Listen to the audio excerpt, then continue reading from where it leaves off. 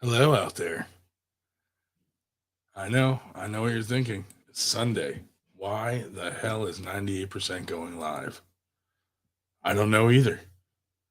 But we're here and we're going to deal with it. And I apologize for anything that's said tonight. Not really. So, anyway,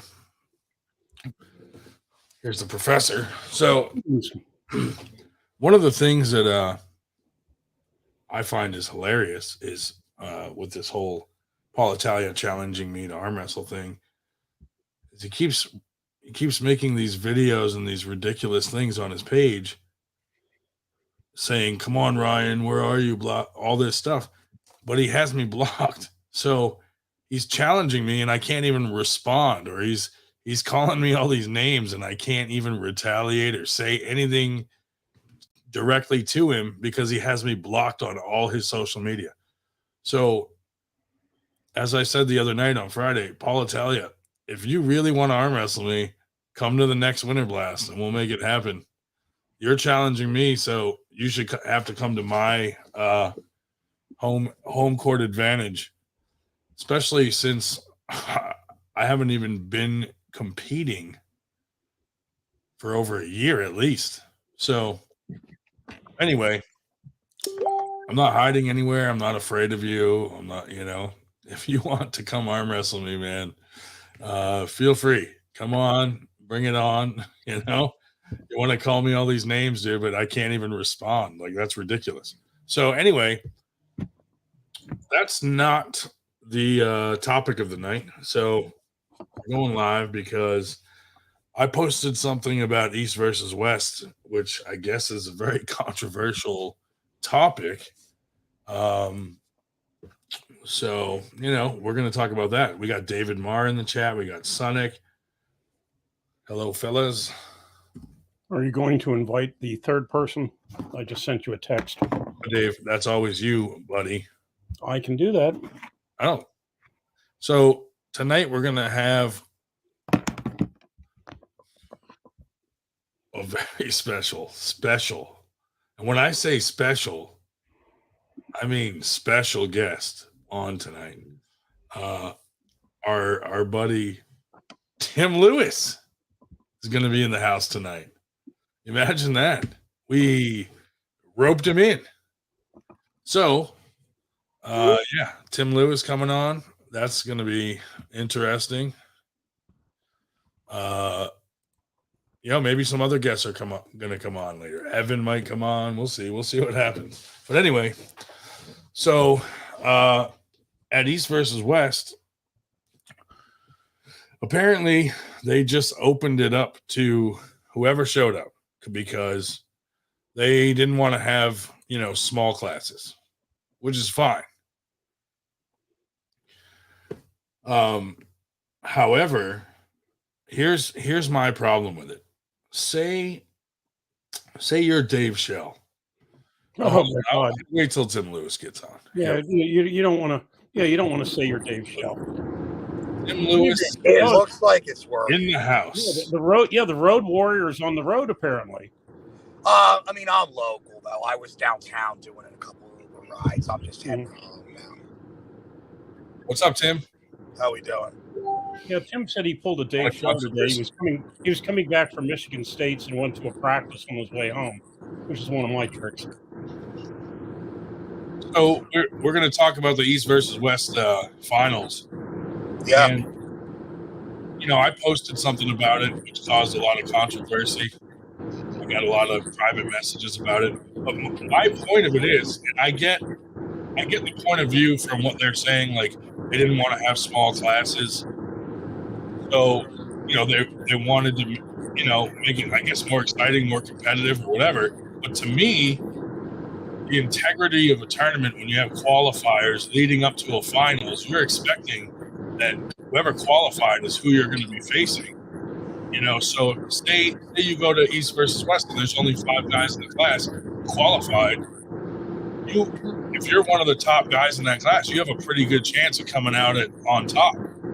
Now, you throw 5 more guys in that class that don't belong there, I'd be pretty pissed off because now that lessens my chances, because what if I got to face a guy that I'm pretty close and even with in the finals to win, but I had to go through all these extra guys to get there now. And I also had a very professional conversation this morning with Paul Lynn, and he explained everything that I'm sure you're talking about the rationale. Yeah. We want to send the very best that we can over there, for these matches, and it simply does not look good. Right. If, let's say there would be a particular class that only had 5 guys in the finals when, I think 18 was the number of qualified people. But, we also need to be very realistic too. And, understand that, yes, like, you can look at this from the perspective of the goal of this is to send number 1, to Turkey for a match. Like, I get that. The problem is that people have to spend their own hard-earned dollars for this stuff. Yeah. Okay? And there's inequity created when you do something like this in several ways. So the first obvious measure of inequity is, let's say someone from, and I'm not going to use any names, like, I'm thinking of a situation that happened, but let's just say that a particular arm wrestler from somewhere in the Midwest or the West, qualified at whatever qualifier was closer to them. And, they came to this event, and, obviously we all try to win, like, we want to win first place, but, there's a certain element of realism that, maybe if Polar X shows up, well, okay, like, I'm probably not going to win first place. However, like, I realistically, honestly believe that there is a good chance that I could get maybe like a 3rd or a 4th in a big win. And, they're paying out money down to, quote me if I'm wrong, I think it was 4th place. And, I could at least, like, pay for my trip or, like, supplement my trip, etc. And I could tell you personally, that was the way I looked at it back in 2015, 2016, when I was doing those crazy weight cuts to 165 to pull at regionals. Did I think I could realistically win the class? No. But, like, my goal was, I'm going to mix this up. I could get 5th or 6th place. And I did end up getting 6th place. And, like, that was one of my biggest accomplishments in my arm wrestling career. Okay, right. Was getting 6th place at the North Regional and then going back to Vegas for the finals. And I believe their magic number was 18 as well for that finals. Plus 3 from Western Europe made 21. The difference, however, was that if you were one of those 6 guys in each region, they gave you a $500 travel stipend to go to that finals. Yeah. Like, it wasn't on your own dime. So my point being, now this pooler that came to this from Midwest or West, right? Yeah. Maybe gets his 4th or 3rd, but because of those guys that got in the tournament, maybe didn't win, but, like, maybe got a particular pooler got 2nd place and bumped that guy out that now didn't get first. Unfair. The other that is unfair is this was a lot easier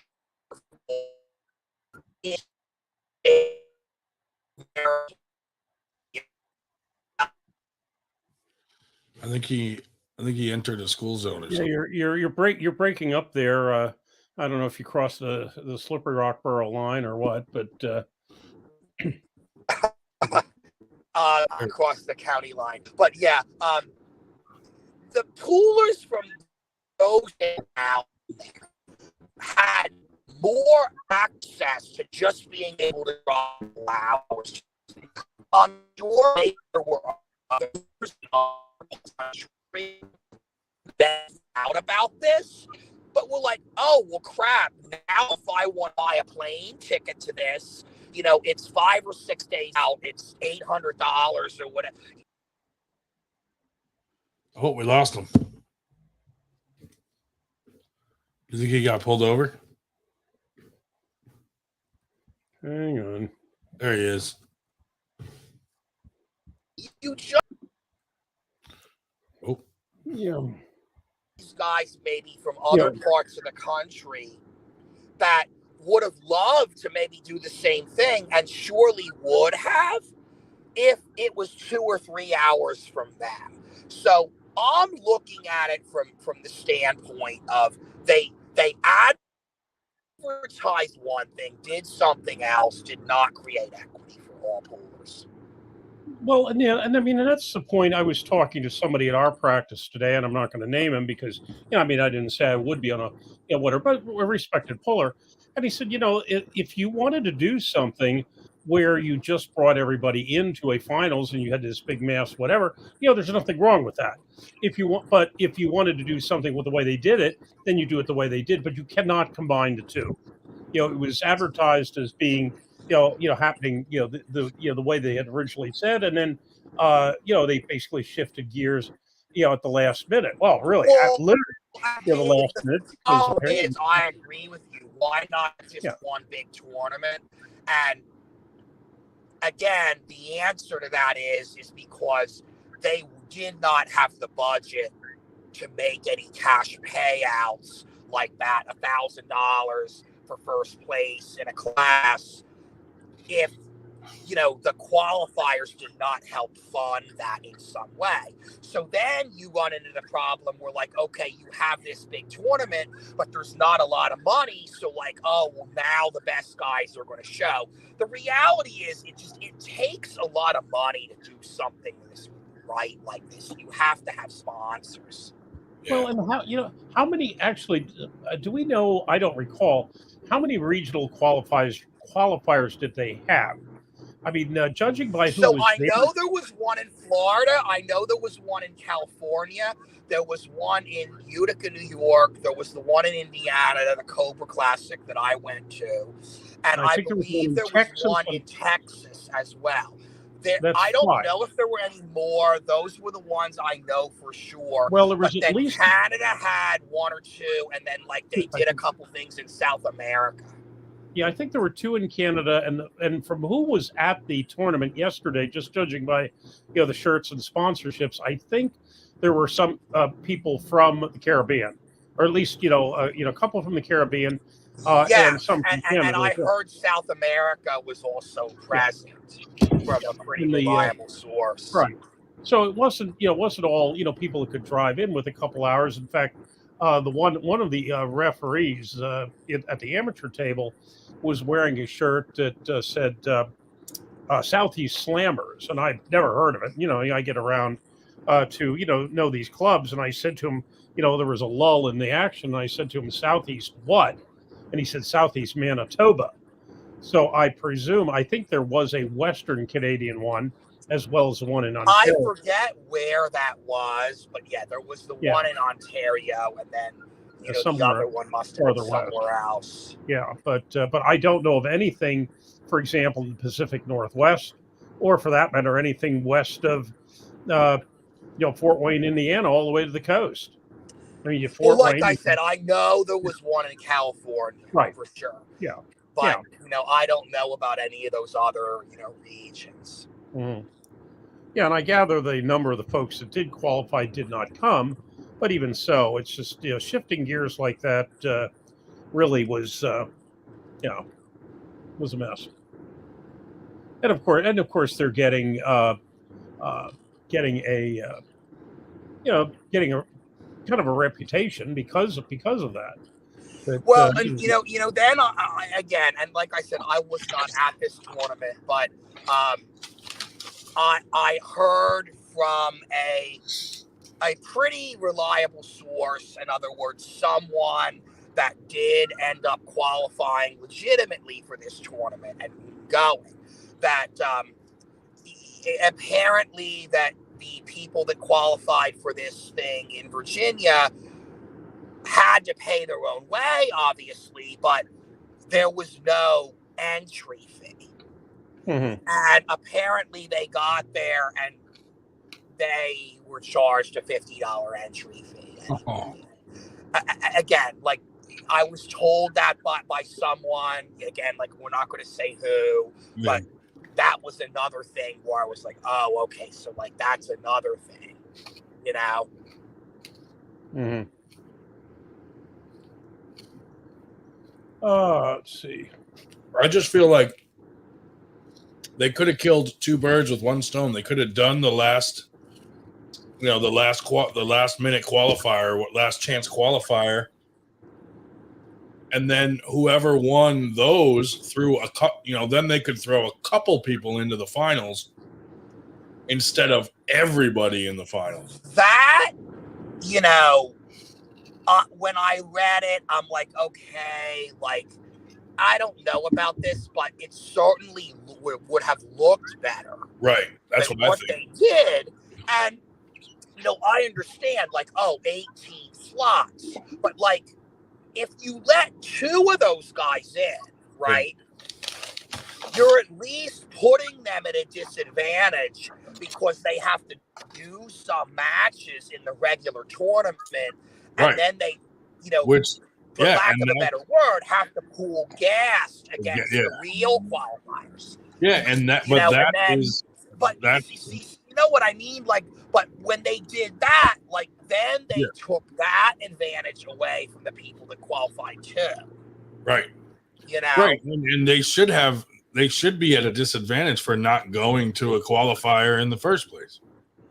Right, and charging them the additional entry fee or whatever, which I heard happened, really is not a disadvantage because, okay, so what do they pay? $100? But, if you think about everybody that qualified paid $50 at the regular qualifier, and then they charged them another $50 here that I guess in theory that they weren't going to originally.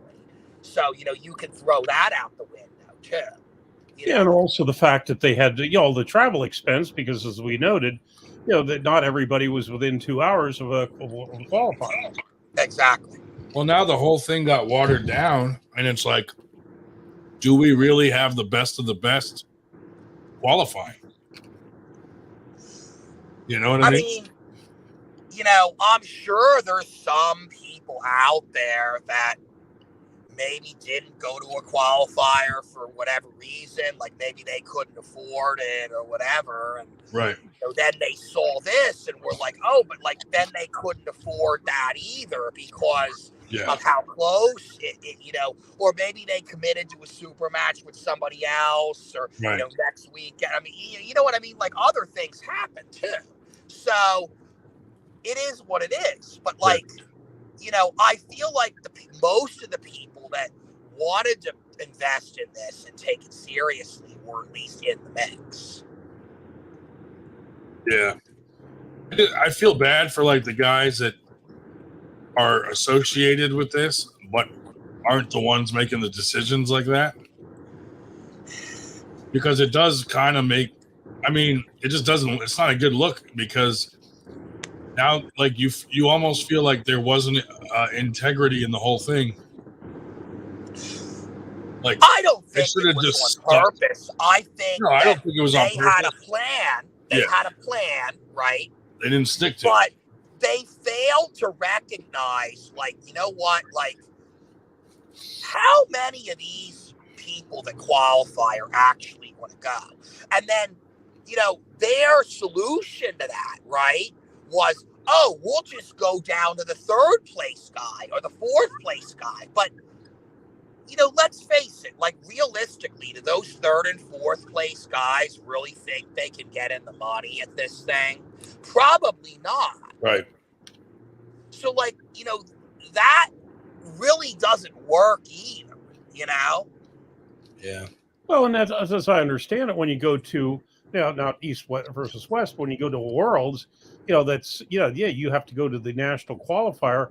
But if number one and number two can't make it, then they go to number three and number four and say, okay, you're up. You want to go. Yes, and we're just going to be particularly transparent here, and because we're talking about whatever the promoters involved in this, but I can tell you that since the world's environment has changed in 2010, like, pretty much anybody that really wanted to go to the Worlds is going. Like, I know that, again, we're not going to use any names, okay?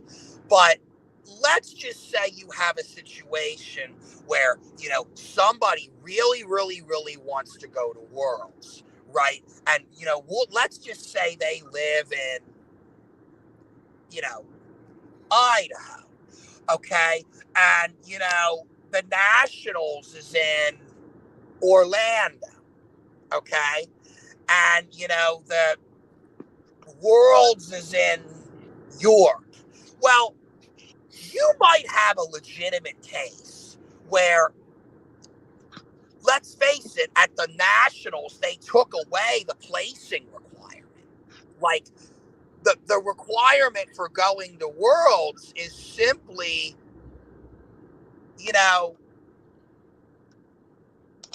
showing up at the Nationals. So, you might have somebody say, well, look, like, I live in Idaho, and, like, my trip to Worlds is already going to cost, whatever, $3,000. But, like, going to Florida is going to cost me $1,500. Like, I really can't afford both.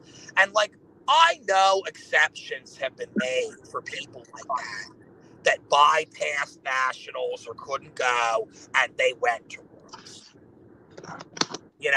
It has happened on multiple occasions. So is that any different than this? I mean, yeah. Yes and no, right? Somebody made a comment on the post. They said none of the last chance qualifiers won a class. So I agree with that. Yes.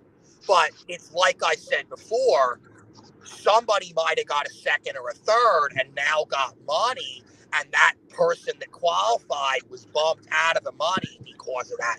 And I know that did happen at least once. I don't know if there were any more. And again, I said I'm not using names, but I know in particular that someone bumped someone out of that money. Yeah. I think what helps too is having super honest guys like Travis and James Reed involved. Mm-hmm. Yeah, you did remarkably well with a straight face on that one there, Grondin. Anyway,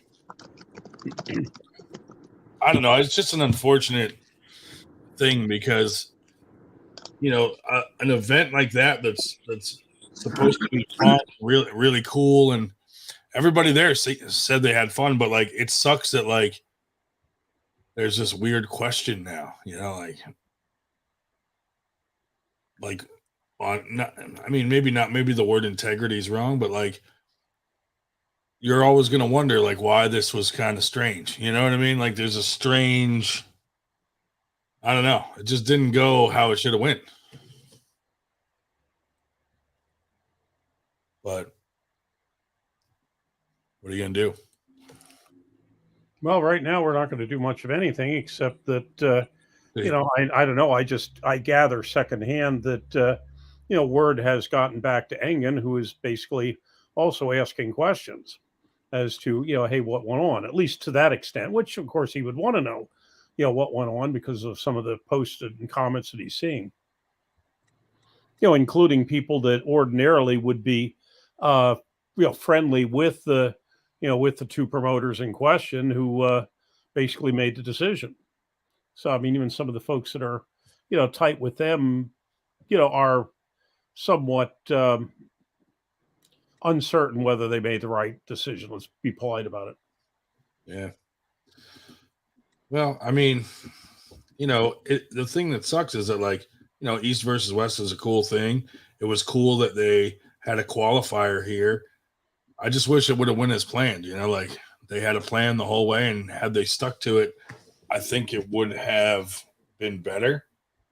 But changing it at the last minute, I don't know. It just leaves like a question or like something in the air that's like, They put too much faith in the fact that 80 to 90% of these people that qualified were going to show up. right. And they miscalculated that number by a significant margin. I agree. And that was why this happened. But Yeah. you would think that they would have thought of that in advance. Yeah, none of the honestly, qualifiers were giant. I've been thinking, why didn't they have alternates in for these people? Because I'm sure there are people that got third and fourth at these tournaments. Because they did, and those people didn't want to go either. Is that right? All right. Maybe you jumped on here like I mentioned that. I said a lot of those guys just they probably didn't think they could win or go to the night. They didn't want to spend all that money, Well, why compete in a qualifier that you don't plan to go to the finals for? I mean, I get you just want to take a shot, but that bugs me too. When you qualify for something, it's almost like you were supposed to go. You qualified, you should be going. Some guys didn't look at it that way. Some guys just looked at it as like, this is a great event, a couple hours for me, and there's going to be some big names there, and like maybe I can get some matches against some of these guys. Like, not everybody went there like with the actual intention of like going to Virginia. Like, I would say it was about half and half. Half were all in on that, and half were just like, this is an event in my area that's going to be awesome. But that's fine. Like, people like that certainly were invited to go too, Well, and this really here, once again, why did they pick this location? I mean, I don't know that it was because it's, close to where Travis lives, but certainly a lot of what I've seen is a lot of the national events, whether it's, the WAF or, to affiliate with WF or, IFA or whatever, are at airport hubs. Where this was in a rural area that you really had to, you were too far, you had to get a rental car. If you were not driving in, you had to get a rental car to the airport. And in what airport? You're talking into DC, or I know some people flew into Richmond, but it really wasn't an easy place to get to unless you were close enough to drive. Right. I mean, it was a nice location. It was a beautiful location. In fact, some people they thought it was somewhat too high class for us. It was a combination, brewery and winery, really nice location. But the only really main complaint I heard about venue was the internet issues and like getting the matches on the camera. But everybody else, the actual venue, they said it was nice. Yes. Yeah, we saw and I really don't know what internet, what they had as far as the internet base, like as for the Wi-Fi, but I know that the telephone signal was horrible. I had a very weak signal. I'm on Verizon. Where it was located. Yeah, I was wondering what your cell signal was. Yeah, not good at all. But so I mean that may have had something to do with it. Yeah, I mean everyone I talked to said they had a good time there, but then I know Angry Bird posted something about it, but then I think they probably gave him shit about it and he deleted it.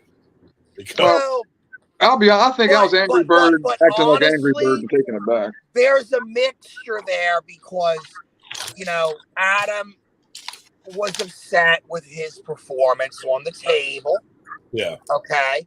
So, that is aside from some of these other issues that we're talking about, Yeah, I agree with that. I And think that was a reaction post that Adam put up, and I think he even thought twice about it and took it down. but I think it was more of a reaction post in the moment because he, apparently did not win a match in the class. Yeah. But And let's be honest. If I know one of those matches that he lost was to one of those last chance qualify guys that he beat with very much consistency in the past. So, if he lost to that pooler, that has nothing. I mean, he wasn't going to beat any of the guys that qualified anyway. So, that's irrelevant. Like his performance athletically at that event is separate from the whole, like, was this fair, conversation. Yeah. Oh, well. Hopefully they'll work out the bugs.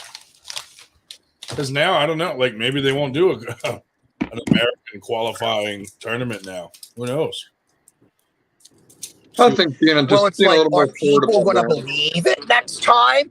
Are people going to say, well, like, I don't have to go to these qualifiers now because, like, I know at the end I can just show up,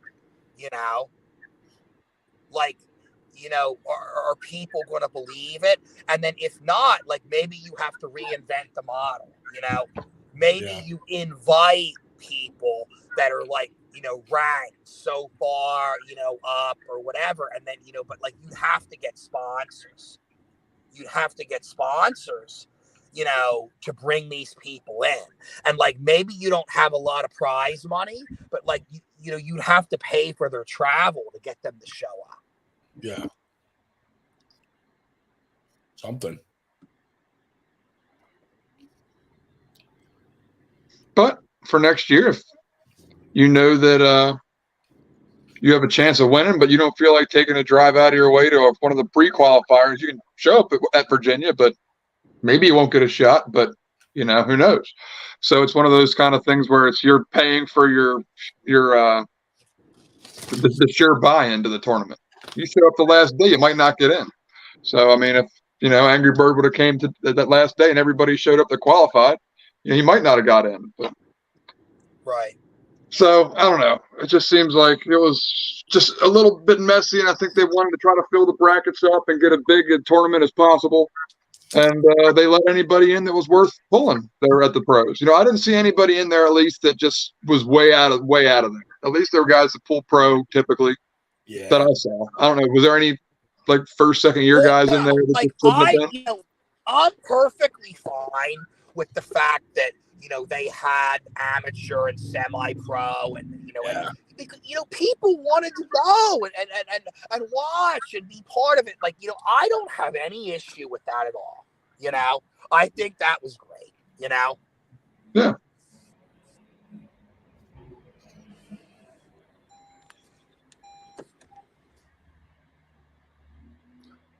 And Beer Man is having internet issues. Unfortunate. Because I'm sure he would have a mouthful to tell us. Oh yeah. Who is that? Burgoyne. Evan Burgoyne. But I feel like we make these concessions in general for arm wrestling because we are just hard up to thirsty to see the best matches all together because it never happens. In other sports, people pay the money and they go. And plus there's enough numbers there that enough of the best show up at one place at one time that it's competitive and it's good. But and since really WAL tournament era, we really haven't seen anything like that. Yeah. Right. Then, like I think what you were saying, Tim, you're gonna have to pay for it. Yeah. You're gonna have to fly people in to make this happen because you can't just expect everybody at the same day to put up a G to travel across the country to show up at the same place to pull each other. Yeah. It would be great, but man, it's a lot of pieces, a lot of moving parts. Yeah. A lot of moving parts. Yeah. Well, yeah, and I know a lot of the the amateur and semi-pro crowd were very happy to be there, not only for the tournament, but the comment I keep hearing, and of course this is nothing new. We all know this is the way it works. That the just the fact that they could get to meet and get on the table with the number of people who just are just pleased as punch that they could actually grip up with Devin Larratt. Yeah. Or John Brezink, but actually Devin, I think more. I think I get the impression, even though that John is the GOAT, really a lot of people, the younger ones, don't know John. They were most excited because John he was not in the social media era like that. They know opportunity to promote himself back in his prime did not exist. Yeah, I mean, I've seen some pictures with Matt Mask. I've seen some pictures with with numerous and some of the the lesser lights too. But everybody, it's just Devin. And of course, the thing is too. I mean, John, and here once again, John, I won't say disappeared, but that's basically it for a while. Where Devin, when he shows up at one of these things, he'll get on a table and he'll pull for 5 hours. Yeah, with anybody and everybody. So in that respect, I mean, we did have a, we do a lot of the semi-pro and the the amateur. I was sitting actually at the amateur, near the amateur table, and a lot of people were very, very impressed, very very happy to be there. Dave, were you happy to be there? Well, I was happy that I could sit there and schmooze without having to actually do any work, like getting on the table. Although actually, I would have qualified because there were only 2 people in 241 plus amateur left. But I heard you got confronted by James Reed. How'd that go? It was rather noisy for a while, rather brief, rather noisy. About 9:30 at night, James apparently they were taking things apart as they do almost immediately, and apparently James feels that I'm a liar. Wonder if you're my speaker. For talking about him.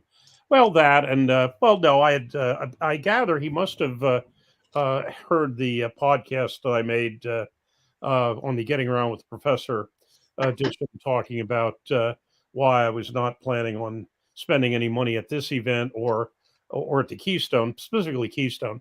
Why I was not planning on spending any money there because of how what he had done to us in the past and how I felt he had been somewhat shifty. And he took issue with that and, indicated several times that I was a liar. And I told him I would freely apologize if he, could point out where I had lied. And he mentioned a couple items. And in all cases, I said, no, I did not lie there. This was the truth. This is what's going on. And, the whole thing pretty much ended up by my perhaps patting myself on the back by telling him that I felt I had a much better reputation in the sport than he did. And whatever. Yeah. But he's not particularly pleased with with any of us. Well, I feel bad about the whole situation. Not for James, but he did some shady shit, but Paul's smack in the middle of it. Paul tried to mediate it. James was supposed to bring our equipment and trade it with Shell at Predator practice, and he brought the wrong fucking speaker again and took his stuff and screwed us again. And basically, the schmo here, it's absolutely true with not supporting the event. But I did, and I made perfectly clear that if somebody else wanted to go to it or Keystone or whatever, I would certainly not say a disparaging word about them. Yeah, I just felt that I did not feel like supporting it after what he had what he had done to. And like they're good events. Like people come, the classes are good. Like there's a lot of good competition. Like I'm not denying any of that. Okay. Yeah. It's just some of these things, like when it comes down to like, anything with payouts and stuff like that, Well, and Travis actually also noticed. Travis went breezing past me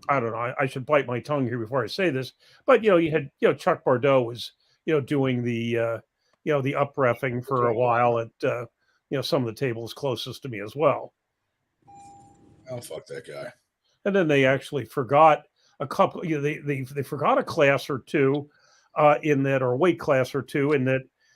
Somebody, they were basically, it was the after pull. We were doing after pull, and they threw people off the one after pull table, saying "oops," because they had neglected to do the 220 semi-pro, whatever. I think right arm. Did they just like forget that they hadn't run the class yet? Yes, from so they did that actually after pulling had started. Yeah. So, well, like I'm going to give an example. Like for Winter Blast, James Reed, for the first one and the second one, told us he wanted $500 to run the brackets and be on as like a director. And then last minute at the second Winter Blast, when he sent the bill, he doubled it to $1,000. And I was like, what the hell, man? Like, why wouldn't you be upfront about that? Why would you just like surprise that on us at the end of the tournament? Unreal. And was there a response for that or not? No, fuck no. And then at the first Winter Blast, I gave him the $500 and a bonus, which he said thank you for. But at the second one, I didn't give a bonus because I'm like, you gave yourself a bonus by doubling the fucking price. So, he was mad about not getting a bonus at the second one. But to me, it's like, dude, if you double your fucking price, like that was your bonus then. And then charging us for people that said, oh, I gave so-and-so this amount of money. You need to reimburse me. Well, why? What did he do for us? Right. And then all he does is run around saying, oh, Ryan and Sue can't run a tournament. It's not a 98 tournament. All this shit, him and Chuck, like unnecessary. Unnecessary. And I categorically told him, I said, hey, we were willing to swallow all of that. It's old Reed, and shut up and just go away quietly until you jerked us around with the speaker. And not only the speaker, but and then also mentioned that we were also missing an amp on a microphone. Yeah. Whatever. Well, it gets me mad because it's like, Chuck Bardo came to the tournament and didn't, have any intentions of live feeding onto the 98 channel, which I thought was kind of strange since it's our tournament. And then when I asked him about it, he was like, no, I'm just doing it on my channel. Then at the end, James is like, oh, I paid him like $400, so you owe me $400. And I'm like, why am I paying Chuck?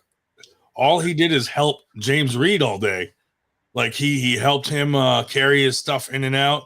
He did ref for a little bit, but no other ref made $300 or $400 to ref. So why would he, And the live feed, Jamie did all the work after he got there and changed it to the Lethal Arms page, the 98 page, and Chuck's page. But, to me, that just is just like, what the hell, man? You know what I mean? I can't stand that shit. Like, just be straightforward. Be a good person, Like, yeah, we 98 guys troll a little and we talk some shit amongst ourselves and joke around and stuff. But if you ask us a fucking direct question or, we're not out there fucking people. We're trying to do good stuff for the community, giving away free tables, doing food drives, supporting mental health. Like, what are these guys doing? Fucking nothing. They just fight over fucking money and equipment and shit. It's fucking greed. Yeah, we just want to hang out. Right. Like, our greed is that we just want to hang out with everybody and like throw a party and arm wrestle and give everybody an award when we're all done and have awesome video from it. And that's our greed. We're sorry we want to hang out with everybody so much. Like, I feel bad for that. But no, it ain't about the other shit. We don't fucking pack our shit up and run off as soon as the tournament's over. We're there till the bar kicks us out or whatever the venue kicks us out. Or 5 o'clock in the morning in case of Winter Blast. So it's a different kind of greed, maybe. But man, we enjoy throwing tournaments. Yeah, it's an opportunity to hang out with our friends. Same with this Zoom. You know what I mean? Like, we don't, Mr. H. We did this for a year without it even being live. Super chat. Check the Nabler registry. Dude, it was Mr. H. Wilson. Dude's on fire. Wilson is the man. But yeah, you know what I mean? Like, that's how this whole 98 thing started, getting on a Zoom and just hanging out, talking. Yeah, we did it live for like a year. I mean, not live for a year. Live for a whole just year. Hanging out just with the boys. No one even knew about it. It was under the radar, but it was just a way to talk about arm wrestling or even not arm wrestling. And that's how we all became friends. And then we started this 98 community actually at Shit Talkers, where actually Tim Lewis was reffing. Yeah, it was that, Tim, you MC'd Shit Talkers all day. Yeah. Well, that's my shit to the table. And yeah, and people were yelling out 98 and shit. Yeah, Tim, you don't even know it. You were a big part of our nicknames and jokes for a while. We made fun of Josh Musser because of how you said his name at that tournament. Yeah. What, Josh Musser? Yeah. Or Khalil. How did I say it? You said Musher and then Kahil for Khalil. Yeah, so we called him Musher for like a whole year. Oh, my super match with Kahil? Or... Yeah. We called him Kahil every time we saw him after that. But, you know, we're all about just having fun. Like, it just sucks when people are out there that just have bad intentions for some reason. I was telling, my teammates and East Ohio Arm Wrestling Club. And by the way, Billy Collins won Michigan State Amateur. He's officially a pro now. But that's an example of a man that is doing things for the sport of arm wrestling. Okay? And, making flyers, making professional events, taking time out of his work day to set up matches and, make calls and make sure, I's are dotted, T's are crossed, and, went to New Jersey, got certified as a referee, Dave had to help him out on the way home, with the car, had a little issue with it. But I was at a tournament in Indiana that they put up online a couple weeks ago, and it was like in a little, brewery, and like maybe 100 entries, maybe 50, 60 guys were there, some classes, 5 or 6 people. Others, I think the 98 had 13. It was big, but the others were single digits, 5 to 8. But I'm thinking to myself, wait a minute. You paid out over $2,000 at this tournament? Because they got a little bit of sponsor money. It wasn't a whole lot, maybe $500-600 they got in sponsors. But it was a 100% payout in the pro divisions. And then they took the money from the amateur classes and, that paid for the awards. And, I'm sure they paid their referees a little bit. But I'm thinking to myself, a tournament like the Keystone gets 4 times that many entries at a lot more per entry than this event I'm talking about. And the pros get nothing. Yeah.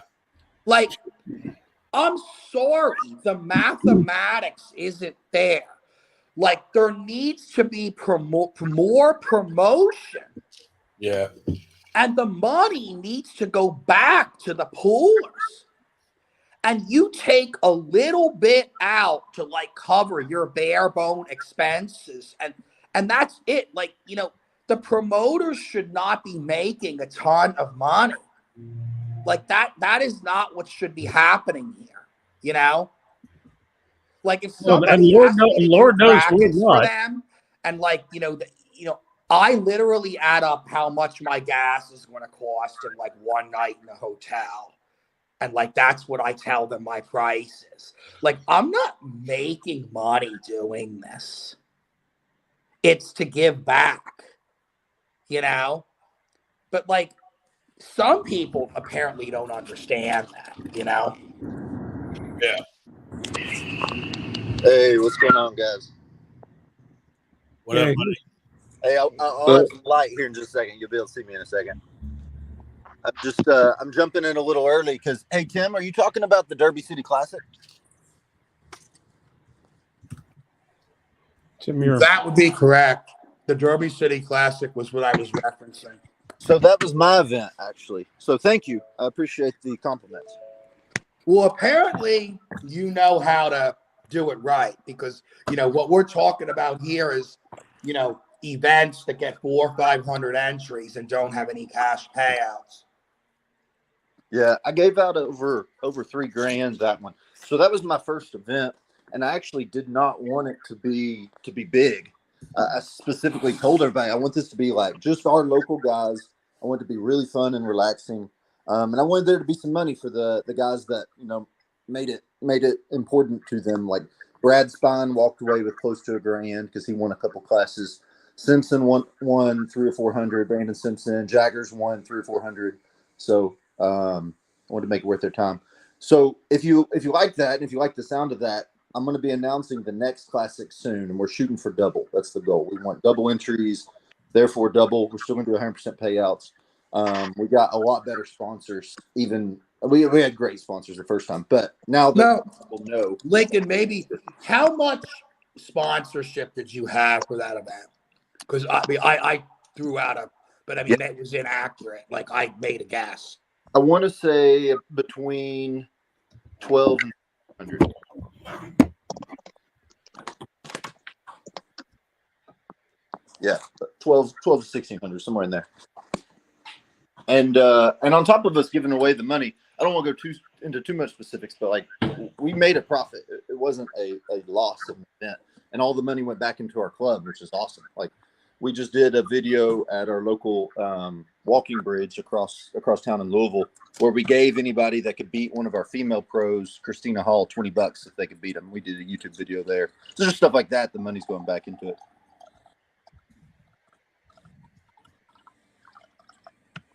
But the next one's going to be bigger and better and smoother, actually, now that I know how to run an event. That was my guinea pig. Right. Dude, I love how Paul Italia keeps challenging me on his page, but he has me blocked, so I can't fucking respond. Paul, if you want to fucking pull me, dude, come to fucking Winter Blast and we'll fucking do it. Don't be a fucking pussy and talk shit. And Did he call you out? Yeah, and I can't even respond because he has me fucking blocked like a little bitch. If you want to call me out and call me fat, at least let me respond, motherfucker. Like, what the fuck is your problem?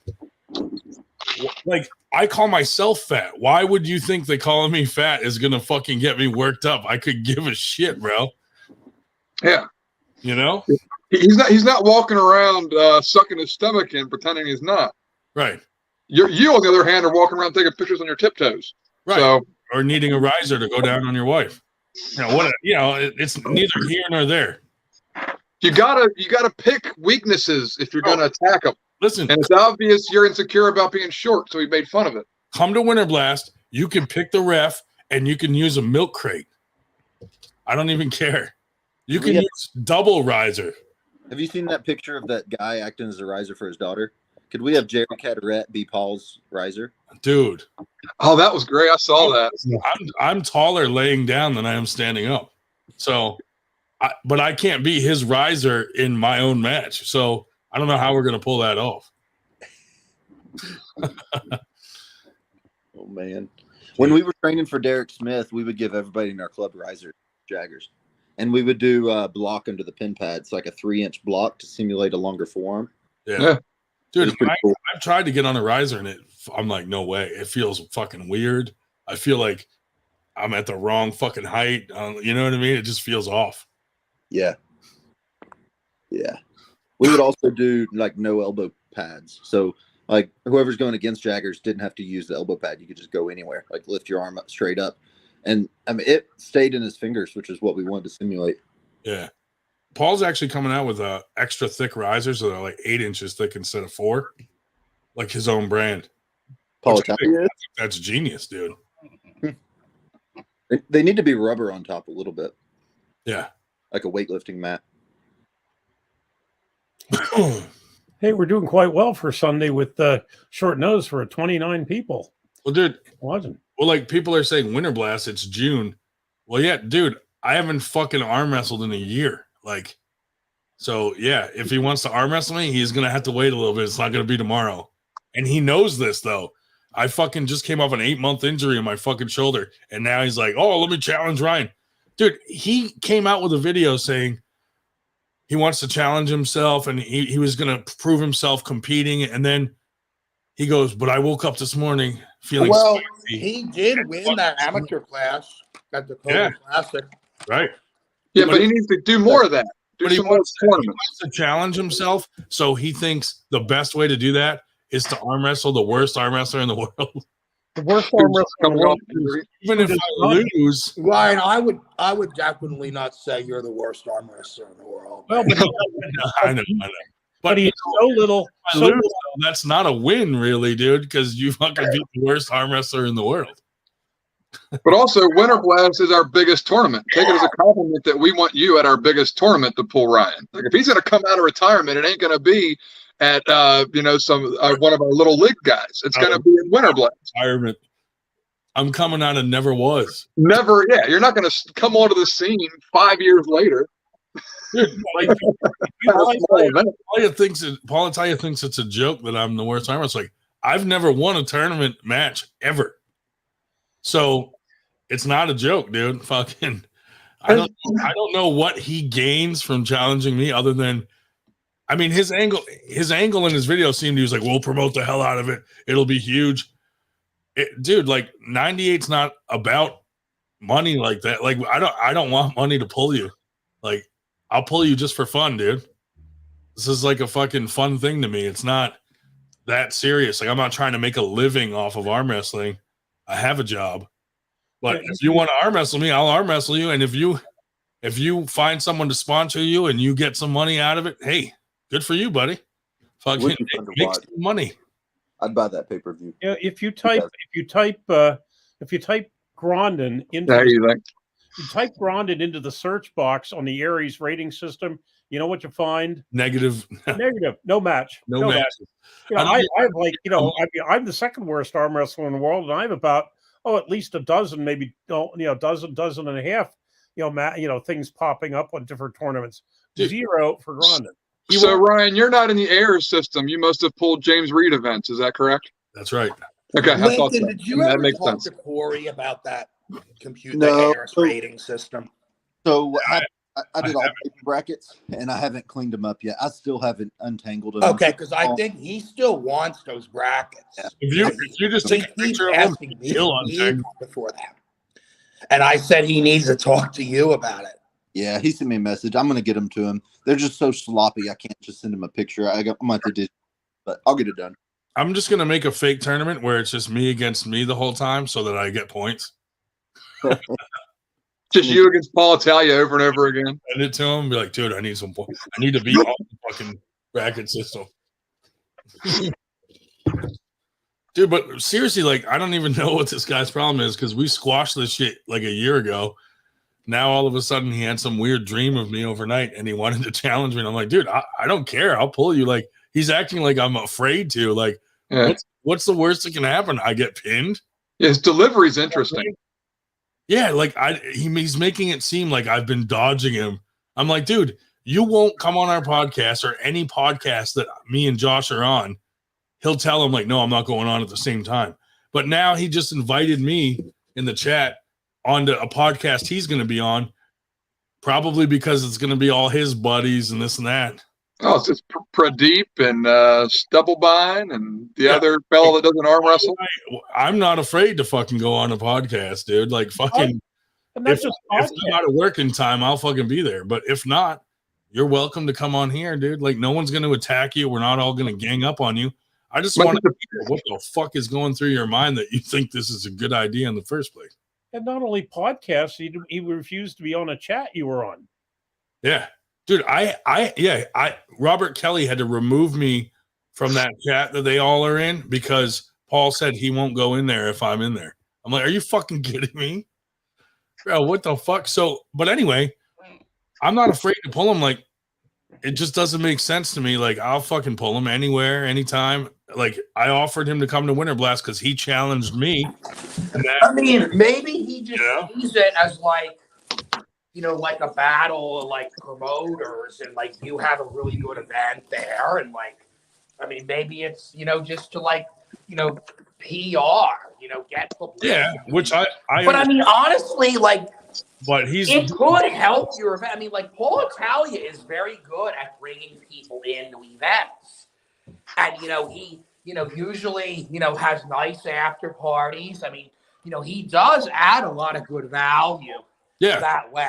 Yeah, and I wish it felt like that because he's just posting videos going, Ryan, you're a fat fuck. I hate you. You eat Twinkies. I'm like, dude, at least have some good fucking insults. You know what I mean? But besides, respectable people in the Philadelphia area don't eat Twinkies. They eat hasty cakes. So there.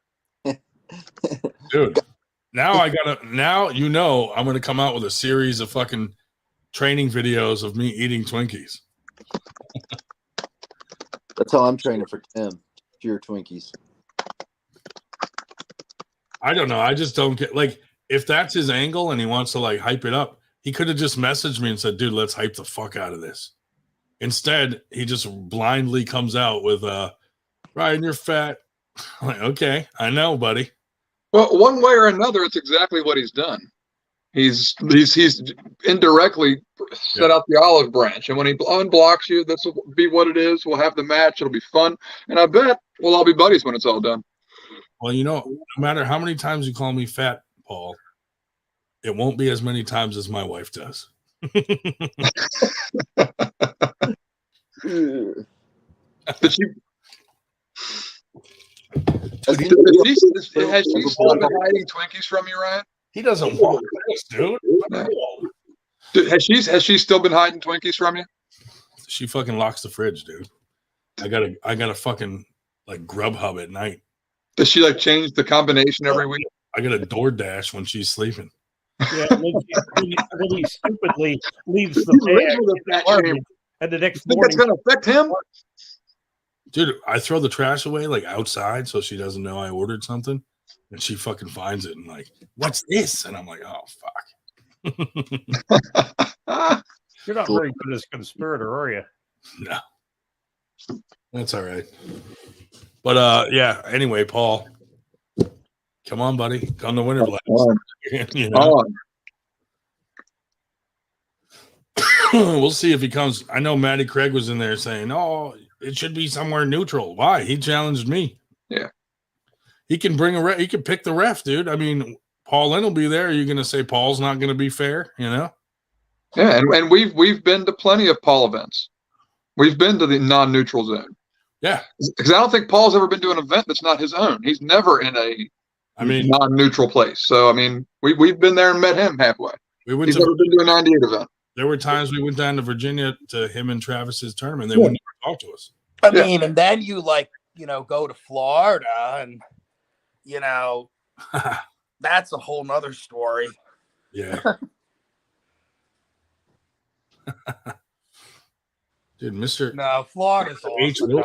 I mean, I like what they're doing down there with the FAL. And that's great. And everything. That's cool. They're doing it big. There's some good talent down there too. There is. There's no joke. Yeah. Yeah, they have something every month. Yeah, I don't think that anybody has more. I think the two states that probably have more tournaments than any other are Florida and Ohio. Ohio has a lot. But Ohio has at least 3 groups that are running them. The events in Ohio, some of them are almost like cult following events. Like Gus, like there's only like 40 people that go to Gus's, but every single event, it's wild. Starts at like 7 p.m. at night, and they have like, it's just a crazy event. I've been to some of those, so they're pretty good. I mean, That's like fun. it's going, like, And I mean, that's why they do it at night, because like locals show up and like actually want to watch it. When they have it during the day, there's like no one there, and the bar doesn't really make any money. Yeah. You know? And you get that pit fighting kind of feel where there's that big circle around one table. You know, and Niles Anderson called me out there, and, you know, oh, he was talking about how he was even going to pull left-handed that day, and yeah, then he lost 3-0 and, you know, made the exit walk with his girlfriend. He didn't even pull the tournament at all. That was a good day. After he talked crap for like 2 months. And that was my right arm too, which is terrible. Yeah, I'm glad I'm left. That's my favorite. This thing's just bulletproof. It's dumb as can be, but it's bulletproof. Mhm. I told what's his name, Dildo, on Facebook. Told him if I'm taking the match, I'm hooking him. He Everybody probably thinks you're crazy. Everybody does. He tried that with me, and it didn't work out so well for him. Yeah. I'm looking forward to it. I can't wait. I'm obsessing over it. Been just working to make weight and lifting all day. Wait a minute. So, like, make weight? Like, are you like cutting right now, or A little bit. I'm about what? 216 right now. Oh, okay. I mean, like my morning weight right now, like just every day is like 210, 211. So I don't want a water cut though. I'm just gonna walk in. I'm just curious, like, what was your? I mean, not that I care. What was your reasoning behind 205 when the weight class is 210, the strongest match? I wanted you to have to cut a little bit. Oh, okay. Yeah, I'm thinking it'll take more out of you than me. Is my plan. Even though I used to make 165s at WAL and then like blow back up to 193. 165, was that during the Carter administration or the Nixon administration, for God's sake? Hey. This was 5 or 7 years ago. Okay. It's not that long. That's not nice, Dave. Oh, God. But yeah, No, I mean that's fair. Like I appreciate the honesty. You know, me and Tim have pulled one time, and he doesn't remember it. There's no way. how long ago? It was strongest badge 2000. It was What? not badge. It was my third or fourth competition. It was an after. Wait, 2016? No, 21, 20 or 21. I'm not sure. Okay, well, wait a minute. So that's the year that me and Cody went there. It was the year. I don't think strongest. Cody like had a match with Bo Edgar and lost. I got beat by Brent for the upteeth millionth time, and I think Cody might have pulled Brent, or I don't even remember like who my matches were against that day. To be honest with you, Yeah, I didn't know. Other than I know that I lost to Brent for like the upteeth time. And then there were like a couple guys in there. I didn't even know who they were. And then there were like Razad was there. Yeah. And we have a question here. That, about, let's see. There we are. Lincoln want to know about your super match. When you have super match, what arm and whatever the details. Who's that? Oh, you and Lincoln. So we have a match at St. Louis, Missouri, and that big strongest badge tournament that they're promoting on July 22nd. Well, the So tournament it's a month before ours. Yeah, the challenge matches best out of 5 left arm. 205 pounds. Yeah, the challenge matches are Friday night, which would be the 21st. The tournament's the 22nd. Yep. So we actually have 6-day weigh-ins because what's that? So we have to have same day weigh-ins because it's on Friday night. That's not what but Bill Adair told me. He told me that he was letting all the athletes weigh in Thursday night, so we better clarify that. I'd be cool weighing in Thursday. That works. Okay, we're good then. Yeah. Not for the tournament, just for the super matches. Right. I'll probably just pull 220 the tournament. It's 210. It's 210. 210. Yeah. I won't pull lift probably. Yeah, what caught my attention for that one was when I saw the poster that said 6 p.m. Saturday, all night after pull. I thought, sounds like my sort of event. That. Mm-hmm. Yeah, Carolyn just made a comment about that I'm not a liar. No, Carolyn, I had a traumatic experience in 4th grade that getting caught lying, and I have not lied since then. Which I won't tell you about because Grondin would start groaning. Because you probably had an affair with your teacher. Did you go to Catholic school, Dave? No, I did not. Okay. Nope. They would have smacked your knuckles with a ruler. Mm-hmm. Nope. Well, the Shells were Catholic. My mother was Protestant. They got divorced, and so I've been baptized both ways. So they got me coming and going. Interesting.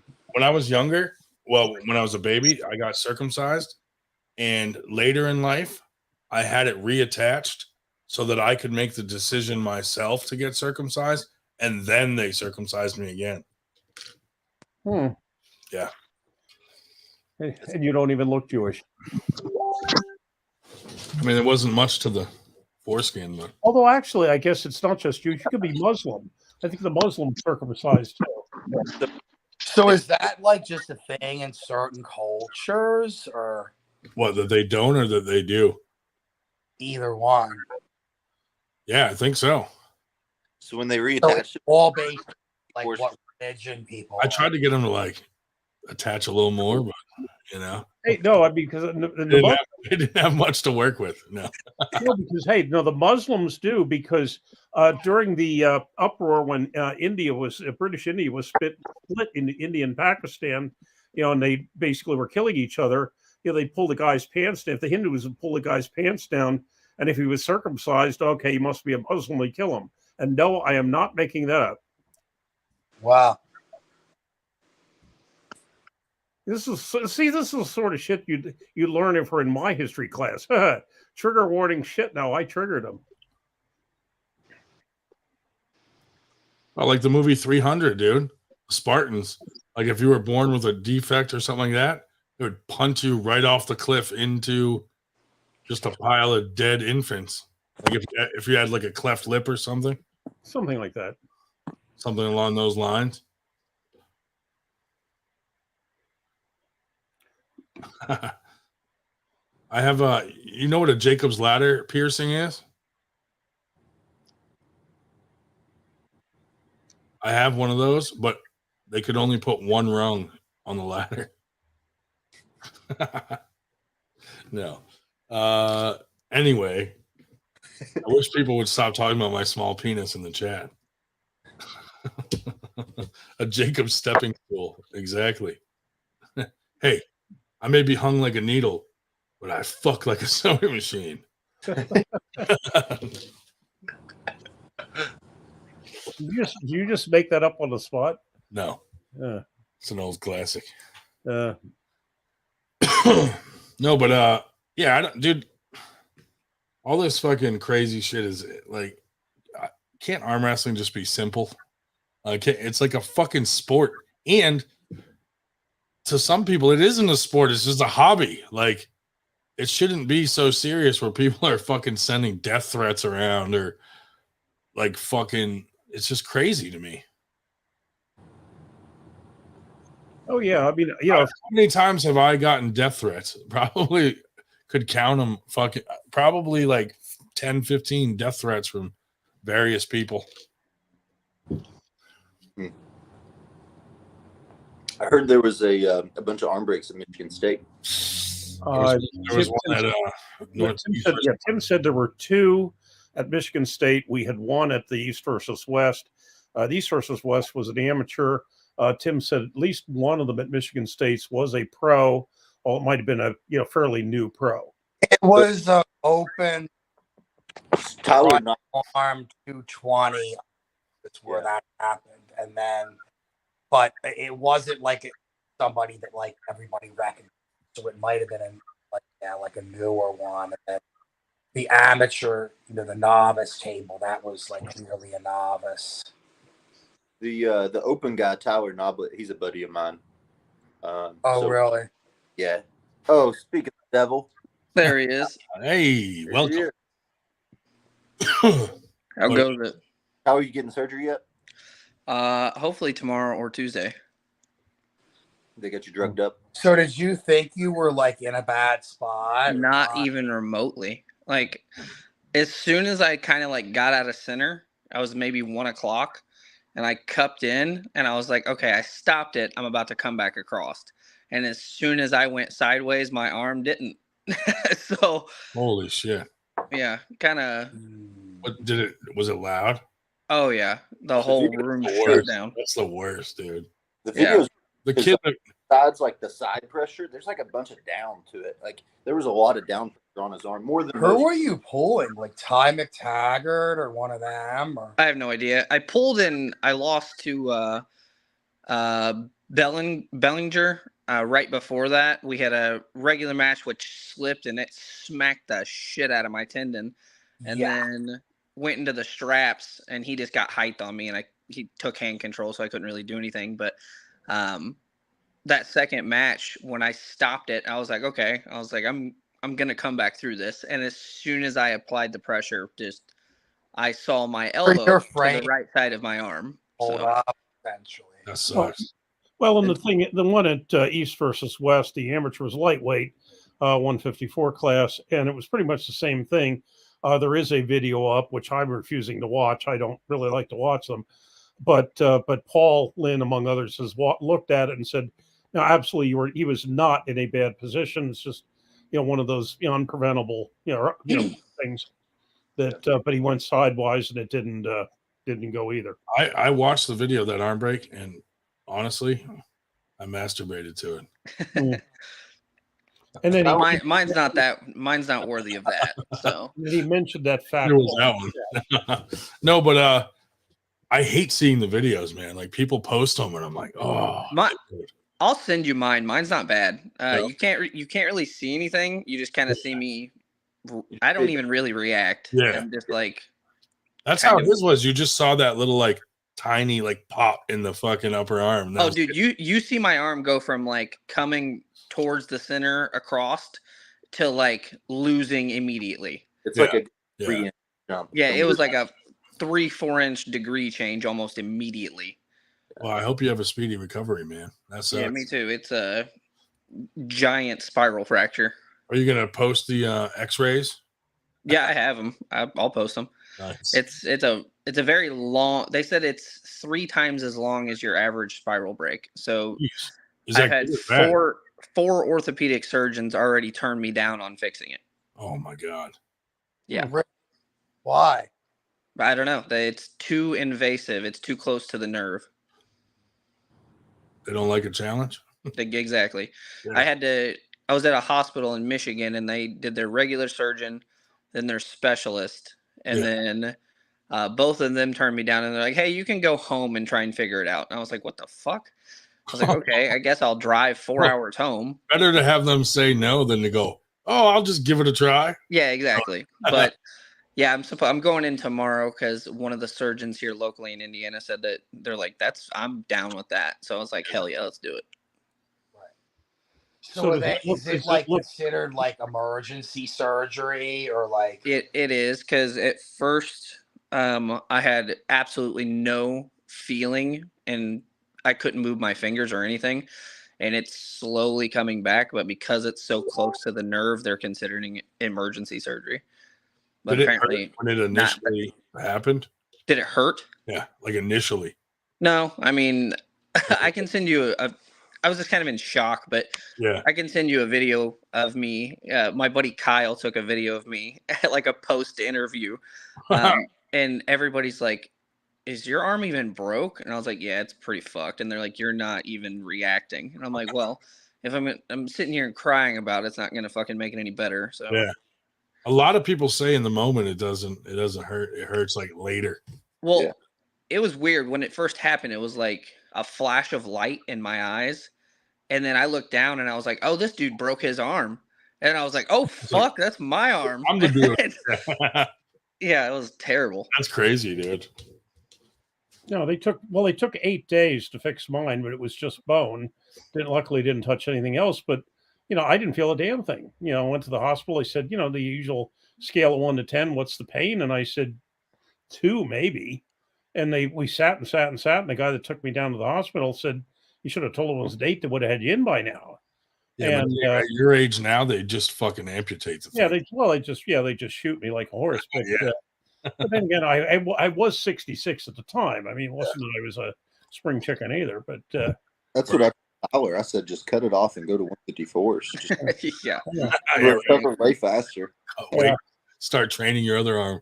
Yeah. Dude, this thing is fucking itchy enough to cut off. It's pissing me off. Oh, I bet. It's so bad. Yeah.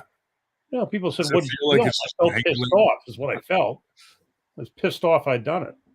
Tyler has a ton of side pressure too. Had a ton of side pressure. Yeah, I had a ton of side pressure. Was it 3 or 4 weeks ago? We were at Chafee's house and he was sneaking pins on Chafee. Like Chafee was exhausted. Jack got off of him, but I mean, I was the only one pinning Chafee, so I honestly think that's good. I think you were stress fractured. Dude, you probably got a stress fracture then and didn't know it, and fucking because he was. There's a good chance. The surgeon told me yesterday, he was like, he wasn't sure, but the break, he think based on the x-rays, he says it came from the middle of the bone and he thinks it happened as it contracted. So he thinks that the muscle was too strong for the bone. And he's like, so at least you have a cool story. And I was like, hey, hell yeah. I was like, that's just what I'm going to tell everyone. Oh man. Yeah. Nobody likes to hear about. I mean, especially arm wrestlers don't want to hear about arm breaks or see them. Yeah, there's been surprisingly a lot of people reaching out to me that I have no idea who they are, like saying that they heard it or saw it, and I was like, damn. Like one of the guys at the hospital, he had brought his girlfriend in there, and he was like, I was across the way, and I heard it all the way across the room, and I was like, shit. Damn. Like, must have been pretty loud then. Yeah, you can hear it in the video. Dude, if you couldn't get laid before, you definitely can now. Not an issue. All the dudes love Tyler. Everyone likes all of them. Everyone especially likes Jaggers. arm break scars. Yeah, when I broke mine, I was in like 4 months, and it was kind of weird because I started getting all these friend requests from people who had been there or people I didn't know. It was like almost like, well, he paid his dues. Now we can, basically, accept him. But it was kind of weird. I called Kyle, the one that just commented. I was like, hey, how you guys doing? Because we had a big group of guys up there, and I was like, how you guys doing? How'd Tyler do? Because it was your first time pulling pro, right? First or second? First time pro Michigan. My first time was at your event. Yeah. Okay. I got second right time behind Brandon. Yeah, first big event. So I'm like, how'd Tyler do? And he's like, man, I can't really share. I said, jokingly, I was like, he broke his arm, did he? And he is like, actually, it was tough. Bro, you're never gonna forget your first big pro tournament. Yeah. Well, yeah, the first big one, is Michigan. I mean, my first one was at Lincoln's event, and it was still a really good time. I enjoyed it. Yeah. You got second there? I got third behind Brandon Simpson. Oh, and Terry West. Yeah. Yep. Cool. All right, fellas, I'm gonna hop off of here. See you, buddy. Talk Thanks some for coming on. Mac, Tim. Hope you're training. Hope you develop a hand somehow in the next couple weeks. And we'll see you in July. Yep. Somebody told me to hop on here and talk about Paul for Ryan. Oh god, dude. Right, he keeps calling me fat and all this stuff on his page and challenging me, but he has me blocked and I can't respond, and I'm like, what the fuck, dude? I have no idea. Like when I met Paul, well, I pulled him at the Cobra Classic, obviously, and that went my way. But I met him after that and talked to him and then went to the after pools with him. And like when I saw that he was talking shit to you, I was like, damn, what did this guy do? Because he was super nice. Like he was a super, super, super nice guy. And I was like, oh yeah, he is. Dude, here's the thing is back, you remember when the troll army was around and fucking all the shit with Devin and he loved it.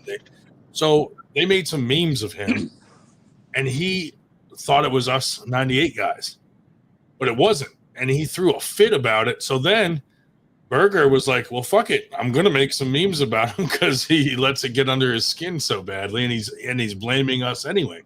So Berger made a couple memes about him and we shared them. About Paul. And it was like not bad memes. It was like him jumping on a bed with Travis. You know what I mean? Like dumb shit. Yeah, just goofy ones. Yeah. Yeah. And he was so offended, dude, for some reason. And he went on and was like, fucking fuck those 98 guys, and like did this whole fucking video. And we're like, what the hell, dude? Like, we're just joking around, like, relax. So then we truced with him in Virginia, and he was like, let's just put it behind us. We're good. We shook hands. And then like a week later, or not a week later, but a little bit of time later, him and like Matty Craig and them were in a chat down south. And Winter Blast, our big tournament was coming up, and they were like, how could we ruin Winter Blast? Let's get all their fucking super match guys. We'll pay them not to go and all this shit. Well, one of them was in there and sent us the whole conversation. And I was like, well, fuck that. The truce is off now, dude. What the fuck kind of shit is that? So we just started making memes again, and he got mad again. And then like 6 months ago, we truced again. And then a couple days ago, he just posts this fucking video calling me out. And I'm like, dude, I'm the worst arm wrestler in the world. Like, if you're trying to prove something, I'm not the guy you want to prove something. Are you actually bad, or come on? I'm not great. Like, I'm definitely like still an amateur. How long have you been pulling? I mean, I've been in the sport like 2 or 3 years, but actively pulling probably half that. Okay. Because I just came off like an 8-month injury. So my shoulder is all jacked up. You know what I mean? So but I've been like, to me, like my contribution to the sport is not me being a great arm wrestler. So I try to like throw events and this whole 98 behind the scenes. Yeah. So I've been focusing on that, but he's calling me out and I'm like, well, I mean, I'll arm wrestle him. Yeah. Because I have nothing to lose. Like if he loses to the worst arm wrestler in the world, that's going to look bad. If I lose, it's just like, whatever. Hey, we knew that was going to happen. You know what I mean? Yeah. Yeah. So, no, I get you. I don't see how it's you lost to Gary Roberts. Gary Roberts. Yeah. Super match with Gary Roberts. Who did? Paul? Oh, I did. On purpose. Oh, you did. Well, me and Gary were like, it was supposed to be best of 5. Uh-huh. So we were like, look, you win 2, I win 2, and then the 5th one will fucking go crazy. Well, after the first 2, because Gary like jumped over the table and attacked me, and then he blew chalk in my face. Like he was trying to really like ham it up. Mm-hmm. Travis shut it down because he was like, "Oh, he was worried." Yeah, so I fucking lost twice to him. Got his tism going. then we after pulled and he was like, "Oh, I can't fucking beat you." That's annoying. I bet you wish you could. It was kind of annoying because it's on fucking video. Yeah, exactly. But I was like, "Yeah, whatever." Yeah, I mean, like I said, I pulled him at the Cobra Classic, and everybody was like, they're like, "Oh shit, it's Paul Italia," and they're like, his friends were like, they're like, "He's winning the whole thing, yada yada yada," and I was like, "Yeah, right. I guess we'll see." And Dan Schwartz destroyed him. He didn't lose to anybody but me. Did you beat him easily? I did, yes. But I think that's a styles thing. Yeah. Like if I go into his power, that's a different story. Like maybe that's going to be a different outcome, or maybe I have to work a little harder. Does he have a power? Yeah, he's got a good little, like, because we after pulled a little bit at the Airbnb, and I saw him pulling some other guys there too. Yeah. He's definitely got some good inside power. Like, no question there. It's just I'm a very good posting top roller. Well, I was, and it's that usually dismantles everyone. In the state you are right now. Speaking of style, does he pull better with this Burberry scarf on or worse? Tyler, did I get to pull with you at all at that thing? Me and you at the Airbnb. Yeah, we pulled. Yeah. We did a little left, and then I don't think we did any right. I don't think my right was healthy enough to pull. No, Yeah, I don't think we not did any yet. right. No. That was like a month later. Yeah, you pulled my buddy Corey. He's a Kings mover. He looks like a little tiny power lifter. He's 18. He's like we call him Tiny Michael Todd. Oh yeah. Oh yeah, because he fucking Kings moves. He's such a good Kings mover though. It's like natural to Dude, him. some of the people that do it are really fucking good at it. His we went to the gym and just like used a pronation handle to see what we could do.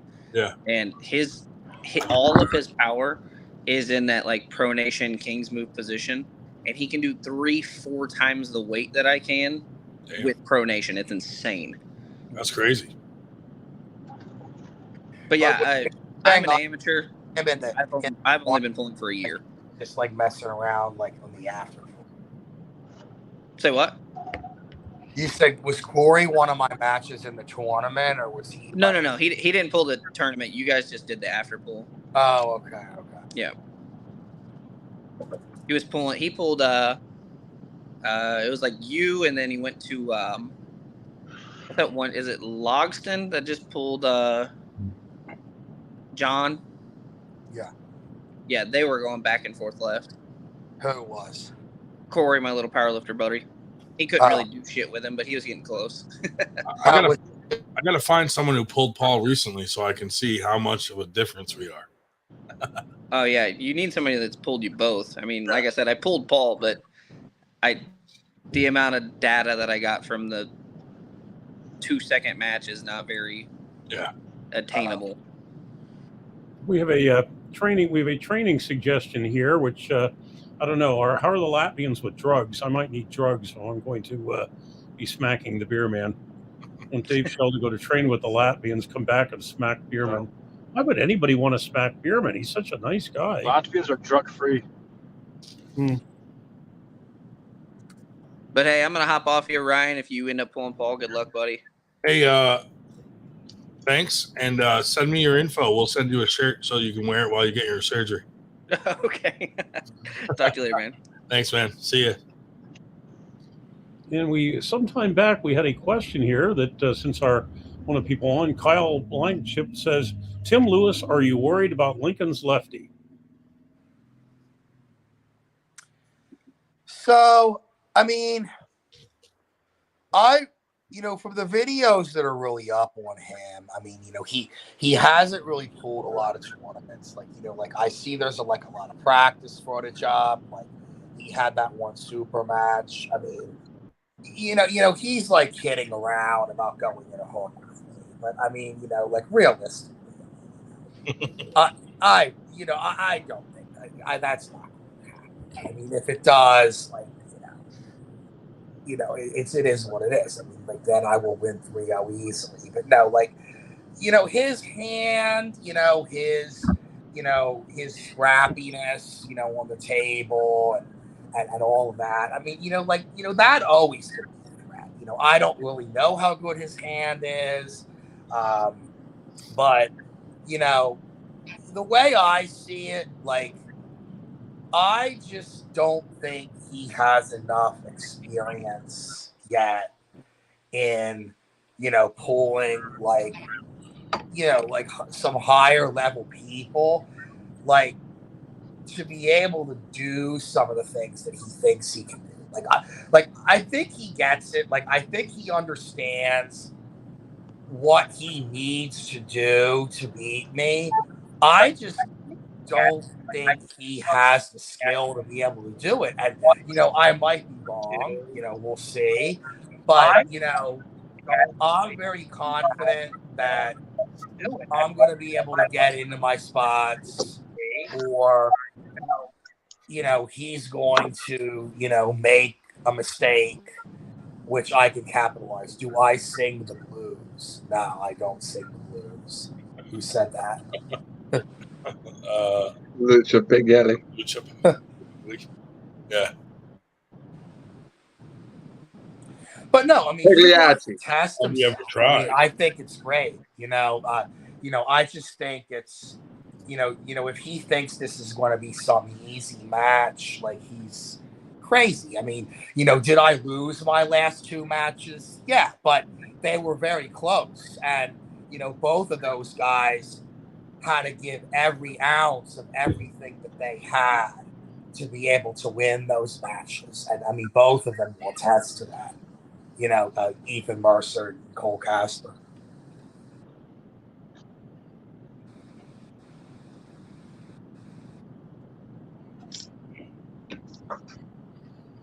Yes. Back, I just discovered that my computer just told me that, hi, we just went into, something saving mode. Apparently the plug came out, but I would have hated to have to get off. So I'm now powered up again.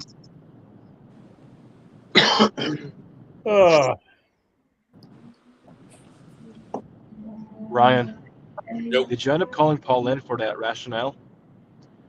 I did. Paul actually, he texted me, dude, and he wants to pay for the speaker, and I said no. Like, that's not your responsibility. Yeah. But he's really pressuring me. But I don't want to let him do it because I'm like, dude, that lets. Well, in reality, it's just he wants that issue just put to bed. Right. But like, I get what you're saying. It's not about the actual loss. It's like, I feel bad. The principle of the matter of the fact. Like, I get it. And the way I'm looking at it now, like, dude, for the cost of a speaker, we found out like someone that we thought was a friend is not. So to me, it was worth it. Just cut ties, go our separate ways. Not a big deal. But if you're gonna run around and he's calling us liars and this and that, like, I mean, me, Berger, fucking Shell, Sue, a bunch of us were there when he's trying to convince us that it's our speaker and it's a different fucking brand. Right. Even though he just pulled his card out of what he claimed was your speaker. Yeah, it's like, it's your speaker. Oh wait, let me grab my SD card out of it. Why would your SD card be in my speaker? Weird. But anyway, it's neither here nor there. But I don't feel comfortable letting Paul pay for it. But he's really pressing for it, and I get why he is, because James is an associate of his, so he wants to put it behind him. But it's like, is James going to drop it, or is he going to keep talking about it? Because I would hate for Paul to fucking pay for the speaker and then James keep talking shit and then the whole thing doesn't get dropped. Because I don't think Paul can control James, because Paul set up a meet for me and James to go swap equipment so we could get ours back, and James brought the wrong equipment for the second time to try to, I don't know why. I don't know. He just fucking did it again. So. And even there, part of the problem is we were trusting enough that I thought he brought it up to the Predator practice in Allentown to deliver it to me so I could get it to Ryan. And I really thought of going out and taking a picture of it. But I thought, right in front of James. And I thought, no, don't stir things up, whatever. So I didn't take the picture until after they had left. It was the wrong one. You should have took it. Yeah. And the thing is, we have no problems with Paul. So him buying the speaker won't change anything. We're still going to have the same problem with James, that he's not taking accountability for this, whether he buys us a speaker or not. So Paul, I mean, you're cool in our book anyway. Yeah. Like, I mean, it's not going to change a thing if you pay for that speaker. So if you want to buy it for us, cool, but it won't fix it. I hate to say it. I wish it could just be that simple. But I don't think James will stop fucking calling us liars and all this shit. I don't think James will feel any different about us if you buy the speaker for him.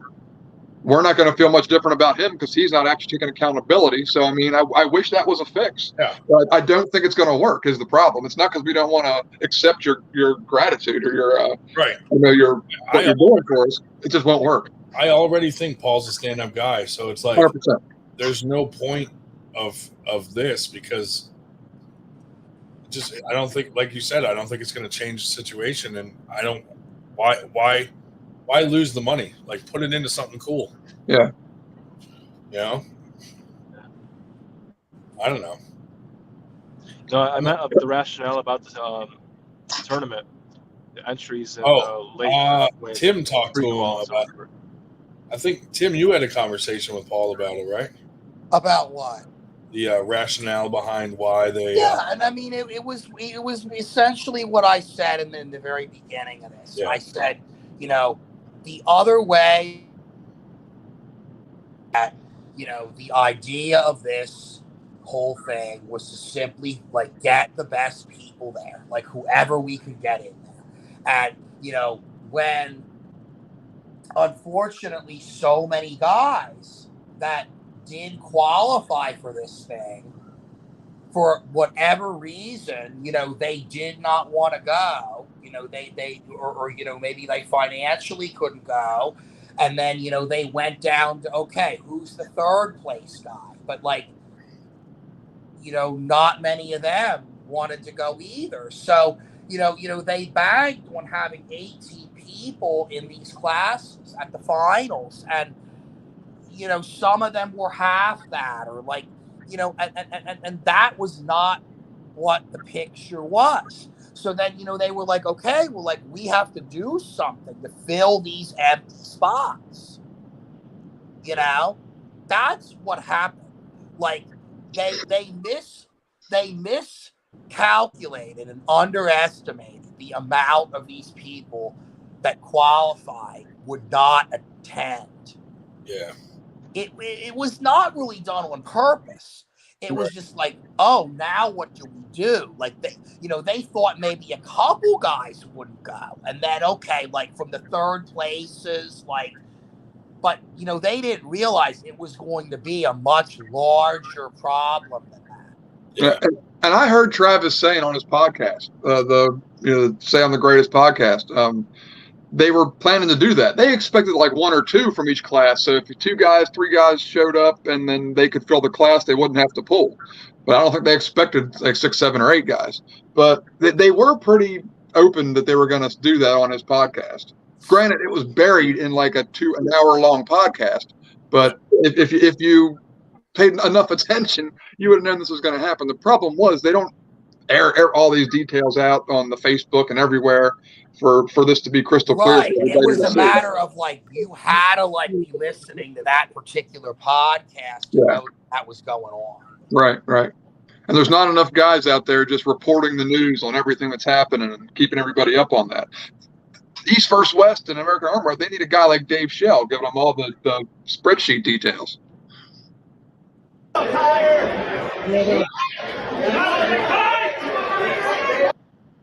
Okay.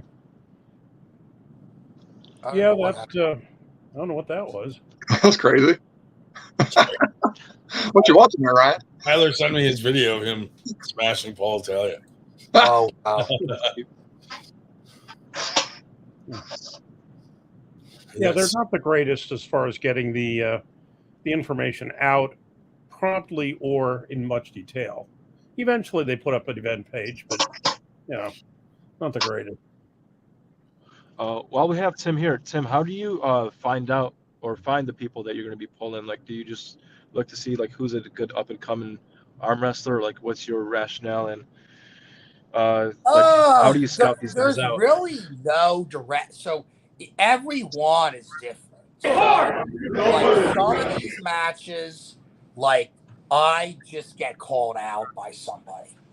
Okay, like somebody will want a match or will contact me directly, or like the promoter will like reach out and be like, oh, like somebody said they wanted a match. Okay, sometimes it's like I'll be interested in an event and like maybe I'll reach out to the promoter and I'll be like, okay, like I'm kind of interested in an event, like you're doing matches, like do you have somebody in mind? And like sometimes the promoter has somebody in mind that they want me to pull, and then other times it could be like I'm looking at the rankings and I'm like, okay, somebody's on there, maybe like a little bit above me or something, and then like I want a shot at them, or like in the case of Ethan Mercer, it was like, okay, like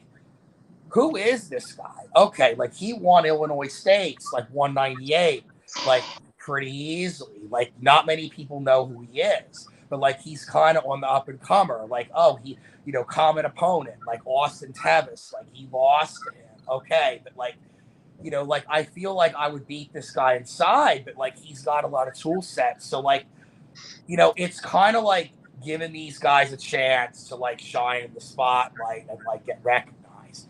With Cole Casper, the promoter wanted that match. I wanted to ask you Not the about that one, Michigan Tim. State promoter, the one in Wisconsin, and then we moved it to Michigan State because I injured my shoulder.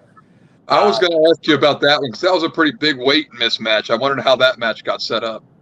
It was because they thought it would be a good match stylistically. I never really asked for that match. Right. Okay. I was contacted by a promoter of a tournament, and they were like, they really want me here. And that was suggested. Like, Cole's teammate wanted him to take that match. Like, they thought it was going to be good because we both like to pull inside. Right. And, weight is relevant sometimes, but like it depends who you're pulling. Like I pulled people 20 to 30 pounds heavier than me before, if it made sense. If I think the style was right, like if I think somebody's a big inside guy and like they don't have a big hand or a top roll threat, like, then I won't really mind pulling somebody heavy. But like if somebody has a big hand and a big hit, like I'm gonna be more okay, like you gotta come down, you gotta make weight type deal. Oh, but that's James Clark. Why would you pull him? Somebody's ranked higher, like say somebody's a 7 or an 8. Well, okay, like if I'm a 20 or a 25 in my weight class, like a match against like a number 7 or an 8 in like a lighter weight class, like might be good too. So, like, I'm not one of these guys that, like, it always has to be, like, same weight class all the time. But it depends who it is. Like, I'm not just going to pull super heavyweights. Like, it would have to make sense. I mean, Cole's a tough, a strong lighter guy, but he just seemed a lot lighter. Did that match happen yet? Yesterday. Yeah, how'd it go?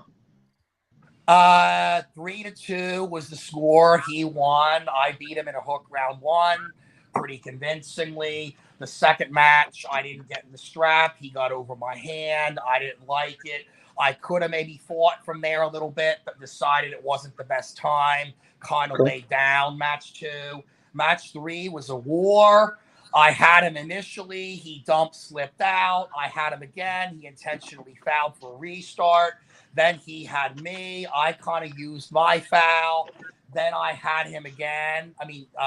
Well, I beat him with a flop press. Like, he took my hand, I committed sideways, drove past his frame, pressed him down. I'm up 2-1.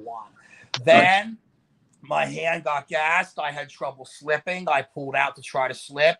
They called me for an intentional slip, even though I was in the center of the table. I'm like, what is this? He's like, oh, AAA rules, lost.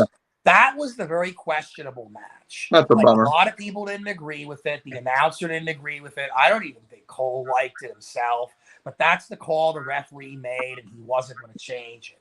So the last match, I'm like, well, okay, well, what do I do now? Like, I know that I needed the strap to win that match, and that was the problem. But if I tried to bail again, like they were just going to call foul. So I'm like, all right, well, like I'm going to have to try to hold on to this. And, he got over me and like I felt okay, but like I can't press out of the strap. And then he was eventually just able to press me. Like I really felt like that affected the outcome because unlike Ethan Mercer, who was actually able to climb on me and beat me in a strap, Cole was not able to do that. Cole needed to stay out of the strap to be able to win that match at the end. What was Cole weighing? What was Cole weighing? How much did he weigh? 195. Okay, that was my next question because he's like a 154 guy. So if he was a 154 guy a couple of years ago. He is no longer 154. I've seen pictures of him like 176, and he. I thought he was more closer to 176. He did 180, but apparently cut a little bit from 185. Okay. Okay. And I said, well, what do you normally walk around at? And he's like, well, like normally if I'm not bulking or cutting and I'm just comfortable about 170. But he's like, for like 4 weeks, I was bulking for you, meaning me, and eating 7,000 calories a day. Okay. See how big I could get. That's fact. I was thinking he was like a 76 guy nowadays. Yeah. Okay. That makes sense. Yeah, because he looked big and not much room to cut from pictures and video I've seen of him recently. No. So I was wondering where he was at. But I mean, like I said, it's other lanes and all that. The match got interesting, but he tested my inside in that first match, and kind of realized, well, yeah, I got to try to figure out something else. But I mean, it is what it is. I mean, there's more to arm wrestling than pulling deep inside. And I mean, Sure. I know that. But yeah, him at 198 is a more interesting match for sure. But I heard about it months and months ago, and I was like, wow, that's a small guy for him to be pulling. So, but yeah, Right. But yeah, that's not a bad loss. Him being that size, he's a tough puller. Paul Italia sent me a message just now saying, promoter puts up 1,000 cash prize for the winner and pays hotel and travel. Wednesday, 6:30, Arm Wrestling Buzz. You come on and we'll figure out the details and sell this to whatever promoter wants to pick it up. Mm-hmm. Dude, I don't want to be picked up by a promoter, goddammit. First off, I'm probably too heavy to be picked up by anyone. Second, like why does this have to be about money? Like, if he wants to make money off it, he can. I don't need this to be about money. Like, come to Winter Blast, dude. Shit. Maybe if I get enough sponsors, maybe we'll put up the $1,000 and you fucking, if you win, you get it. If you lose, it goes into the 90 fucking. What was that? Feedback. Son of a bitch. No, but like, I'm not looking to pull someone for money. It seems silly at my level. You know what I mean? Yeah, this match has enough riding on it that it doesn't need money. But if he wants money for it, like, I'm sure we can find someone to put it up, and if he wins, he gets it. Whatever. I thought he was Mr. Moneybags anyway. Isn't he a promoter? Why are we looking for a promoter? 2 promoters looking for a promoter. Makes no sense. But I don't know. I don't even know if I'm going to be out of work in time to go on that podcast. But if I am, I'll surely go jump on there. I don't know why he won't come on our podcast. Like, does he think we'd gang up on him? Like, I would be cordial. Somewhat. We are such a friendly bunch. I just, if I go on his, damn well that's just so he can call me fat on his podcast or whatever. Oh, that's good. It's 9:30 for us. Oh, he told me it was 6:30 West Coast. Oh, really? Yeah, he told me 6:30 East Coast. Hmm.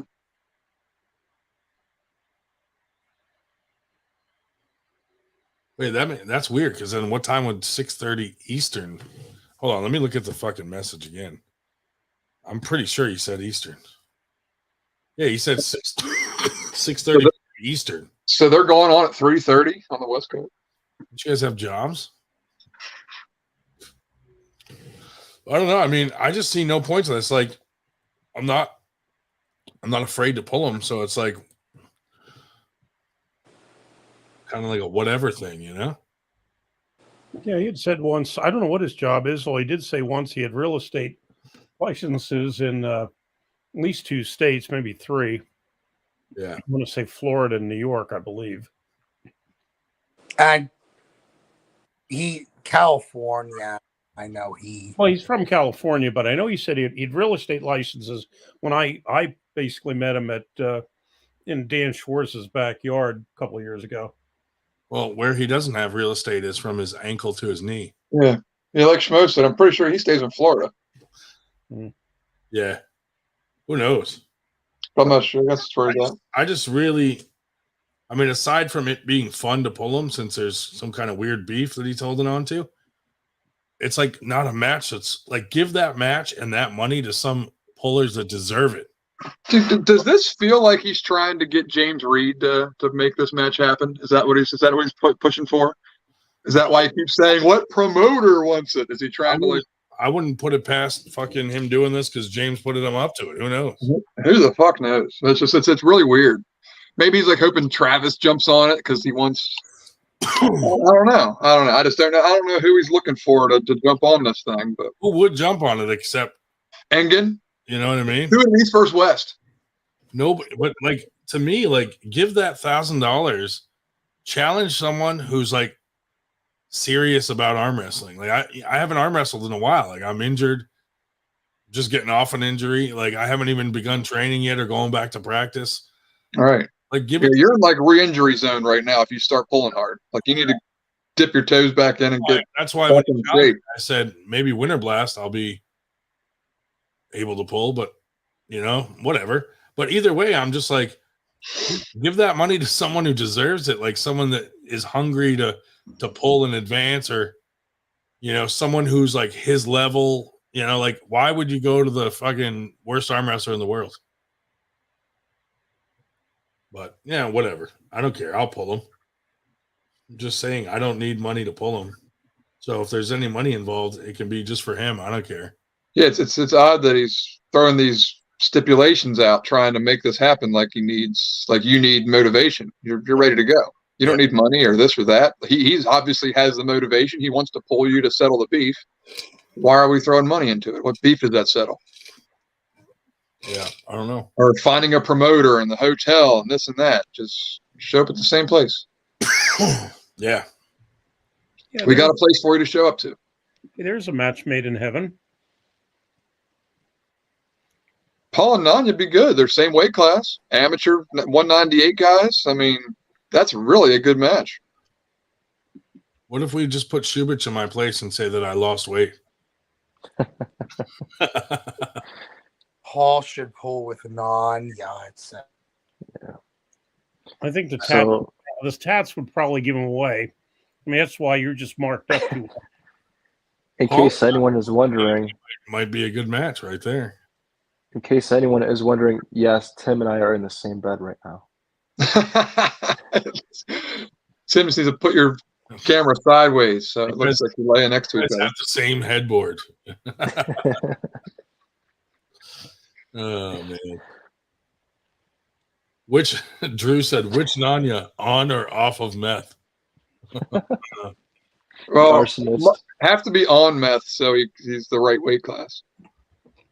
Or off meth, I mean. Yeah, they were giving him all sorts of crap at the TJ tap today because he took first place in a 4-man semi-pro or something at East versus West, using his signature press without looking at his hand at all. Yeah. We're not allowed to talk about meth on this show anymore. No, somebody's going to sue us. Someone threatened to sue us if we keep talking about meth. Bring charges. Actually, specifically, she was saying if we keep mentioning it in connection with her. And I thought, hey, why are you yelling at me? I've never mentioned it with connection with you at all. Never. Hey, I have an idea. Don't do meth. That's right. That's why are you getting mad at us, dude? Great tip. And if you do meth, don't tell people that you do meth. Sonic said Nanya started blowing snot all over the place right before he pulled at the table. Ew. Maybe that's how he gets a grip. Dude, biological warfare. That's how he slips, dude. He's like, and then pulls and just slips. Yeah.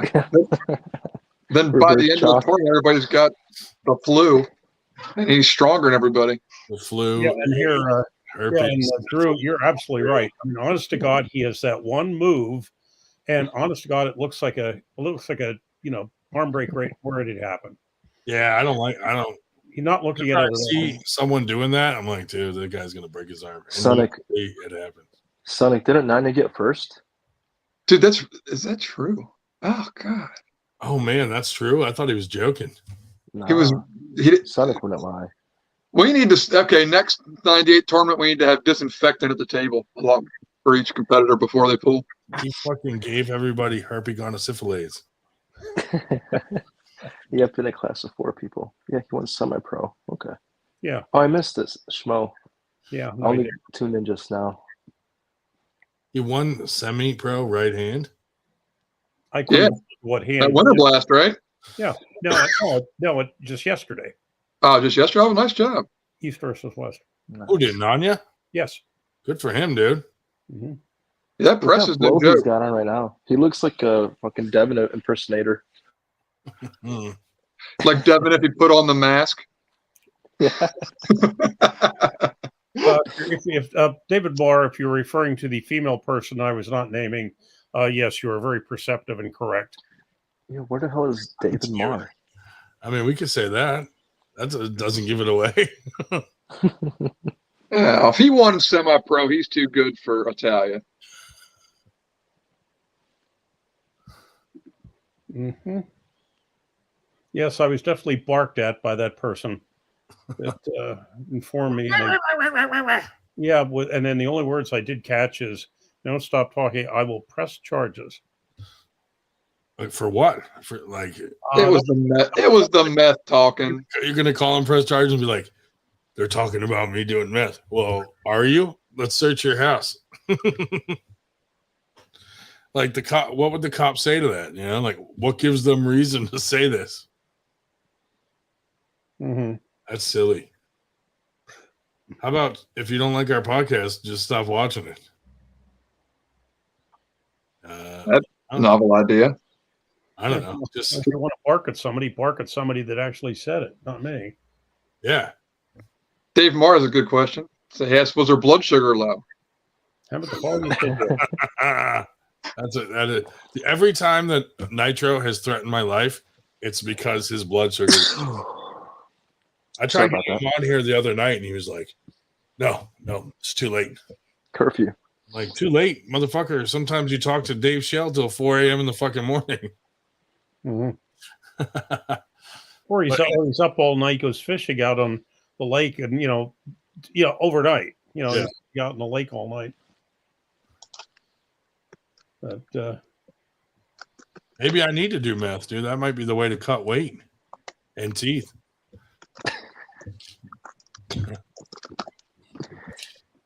Yeah, I can't remember. I was given the formula. I should have so many, so much this, so much that, and so much something else. And I remember saying that, I was told it would either kill me or turn me into Mike Aiello. I didn't want to risk either of them.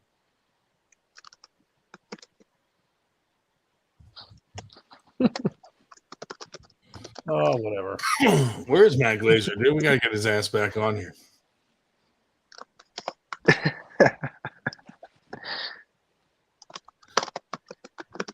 Would he spell his name? It's definitely Glaser. Yeah. But for some reason, whenever I type that in, it autocorrects to like Glazer. Even though that's how it's pronounced, it tries to it always autocorrects me to the wrong spelling with his name. Glazier. Throws an I in it every time. Glacial water.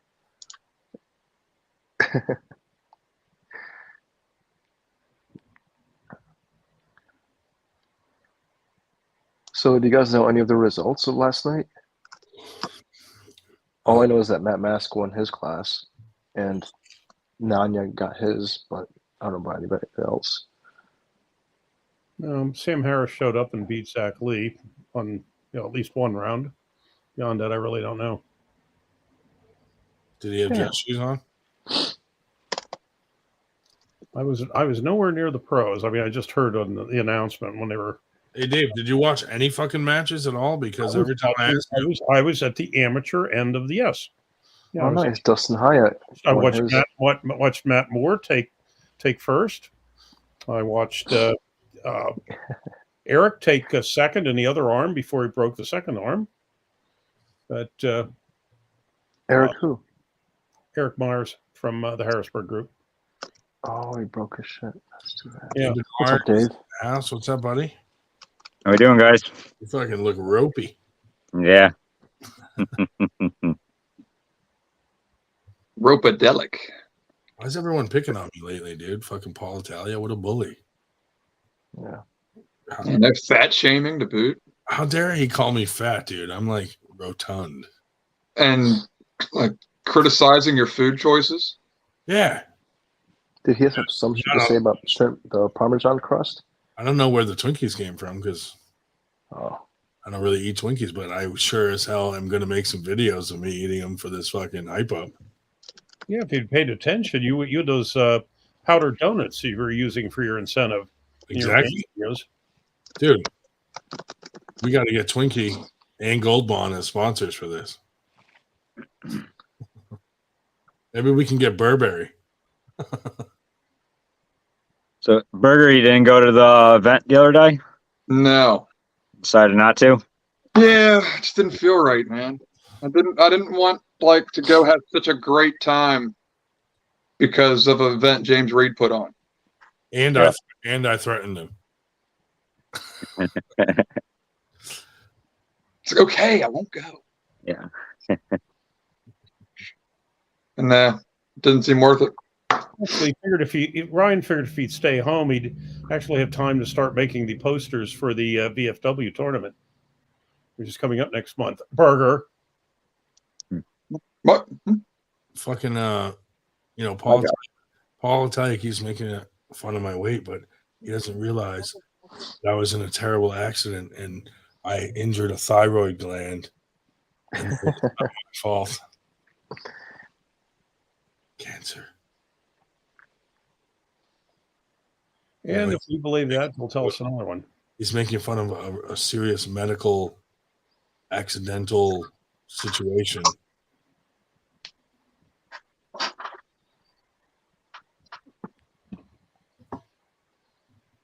Let's see. But I was reading when you fussed at me, Shell. What were you bitching about? Oh, no, I was just suggesting that, Ryan had told you to stay home and make posters for the VFW tournament. Yeah, I know I need to do that. I figured it's what you were complaining about. Yeah, I need to get on it. Burger would never stay home and make flyers. What's funny is I made this one in about 10 seconds, and I should have been working on the VFW one. Yeah, you fucker. That took 5 seconds to do. And you just write VFW on that one? Yeah. Ryan VFW Italia. Dude, Okay. I think our VFW fucking America tour would be a cool thing to do. A tournament at a VFW in every state. That'd be cool. It's going to take a while, but it'd be awesome eventually to get it done. Every time we do a new state, just check it off. Josh, with that background that you got, I think you should add a cannoli under Italia's name. There you go. You can't see it. There's a cigar down here coming out of from the bottom. But yeah, cannoli be good. Cannoli cigar. Or how about Yeah, the bottom of it's cut off with the background. But yeah, there's Or a nice cigars. penis cigar. I'm okay with a cannoli cigar or a dick. You know what I found funny about that video that you made? That Paul was looking kind of fat himself. He did, dude, from the neck up. He looks like Jabba the Hutt from the neck up, dude. Yeah, Trying to get rid of some of this fluff. I have water some of a neck Feeling spicy. of a neck here. If you look closely, you can see my neck. Fucker, he looks like a fucking steroid vial about to fucking explode. I would love to know his stack. Yeah. It's got to be out of this world. It's probably Like, short, it's got to be so much. short stack. It's a short stack. That's not nice. He's got the short stack of pancakes. That's amazing.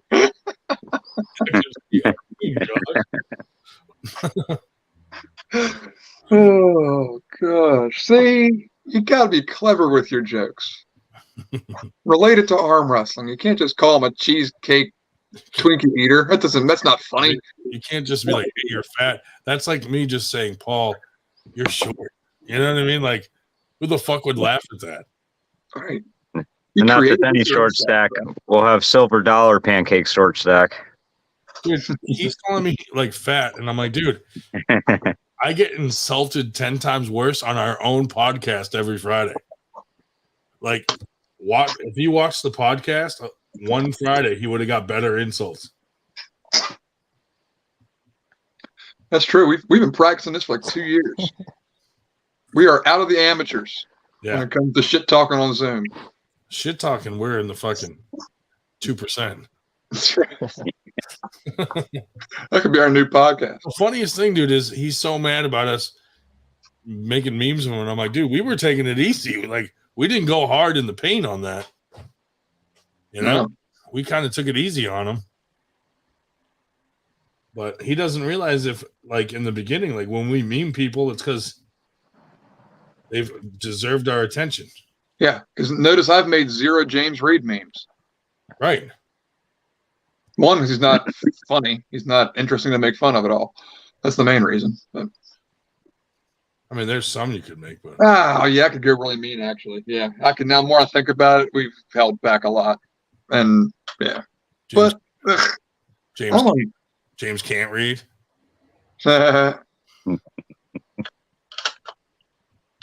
Cody Dugan. See, that's where it gets weird. That's why I don't do it, because it's that weird in between making fun of wife thing. But Michelle Dugan's an arm wrestler, so is it the same? Sad it's kind of like with Devin and Jody. Michelle's a sweetheart, dude, and yes, she's probably sitting there going, "James, what the fuck? Why did you do that?" I believe that. Give them their speaker back. Yeah, and that's the problem too, because there's so many people we like that are around James. That makes this so hard just to be like, fuck James, because now we got to say fuck 10 other people we do like. Well, look at James and Robert Kelly, for instance. Robert Kelly just made a fucking comment that Michelle and Cody Wood's hair looked alike. Yeah. Fucking so what? A week later, Michelle took a picture with fucking Cody Wood back with both their backs to the camera with their hair, you know, like they made a joke of it. So it's really not that big a deal what Robert said. Robert did not fucking say, "Oh, Michelle looks like a man." Like, that's how James portrayed it to me. Right. Just because they both have blonde flowing locks. But that, it was like a fucking joke about their hair. Like, right. That's what it's always been about. It's never been about anything else than that. He just blew it up for no reason. Right. I mean, we could just as easily make fun of Sue with that. Like, oh, because they both have the same hair. Although I am disappointed in Robert Kelly for removing me from that chat just because Paul Italia said he didn't want to be in there with me. Yeah, man. Like, dude, this guy's making fun of me and then wants me removed from the chat so that he can make fun of me without my rebuttal. That's fucking...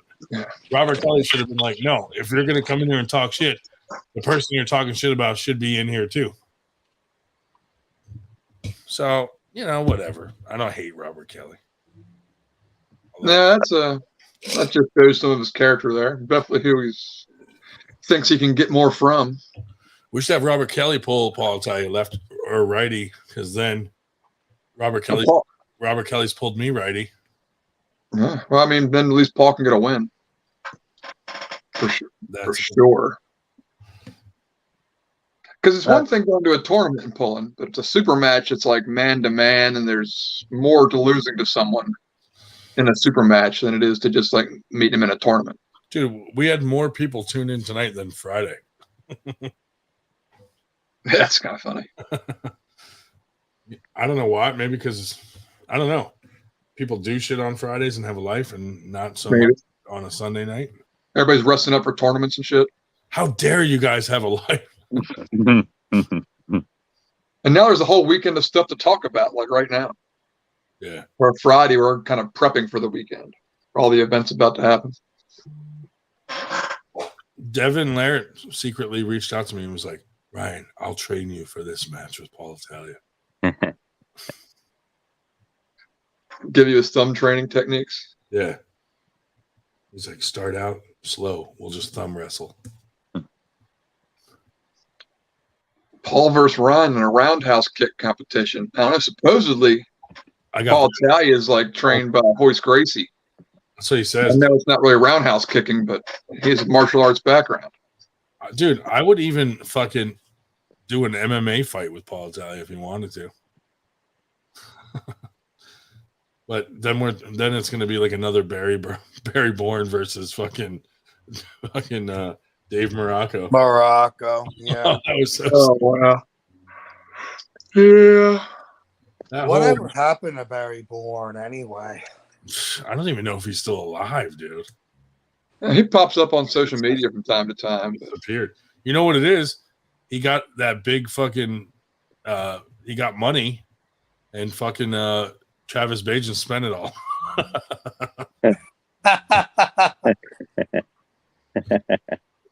That's as soon as he ran out of money, Travis stopped hanging out with him. That's probably somewhere close to the truth, honestly. But even Travis, dude, like, why did he randomly bring up Zach Lee recently for no reason? When Yeah, I don't know. That was kind of ridiculous, honestly. I was thinking about that. Actually, Paul Lynn did. He was interviewing Paul Lynn and said, he goes, there's a guy that it would be a travesty if Zach Lee wasn't able to pull at this tournament. And he was hyping him up, saying that, yeah, whatever, Zach Lee's a good dude. You probably should hash this out. And then Travis brought him up like 3 more times during his other podcasts. Yeah. And then he called him and on the sly there on the live. They didn't know about. Another reason why is someone in the comments was asking, I think it was a super chat. Like, oh yeah, that too. Yep. Look like if a short guy was pulling the way that Travis does. He's like, well, yeah, there is a guy. That's Zach Lee. And like, I hate the motherfucker, but like, he does what I basically do. Yeah. Yep. So that was another instance. And I think every so often, because it's like the topical thing, and they're doing a live every day of the same week. Yeah. It's probably still fresh in their mind. Yep. That's probably it. No, I didn't see a problem with it, really. If anything, it's just keeping Zach relevant, getting his name out there a little bit. Yeah. Natalia said he trained with Matt Serra, and I'm thinking, did he pick Matt Serra because they're like the same height? And because they both ripped their biceps open. Right. Who knows? Yeah, this is really kind of insulting in a way. You're absolutely right, Sir Fatty.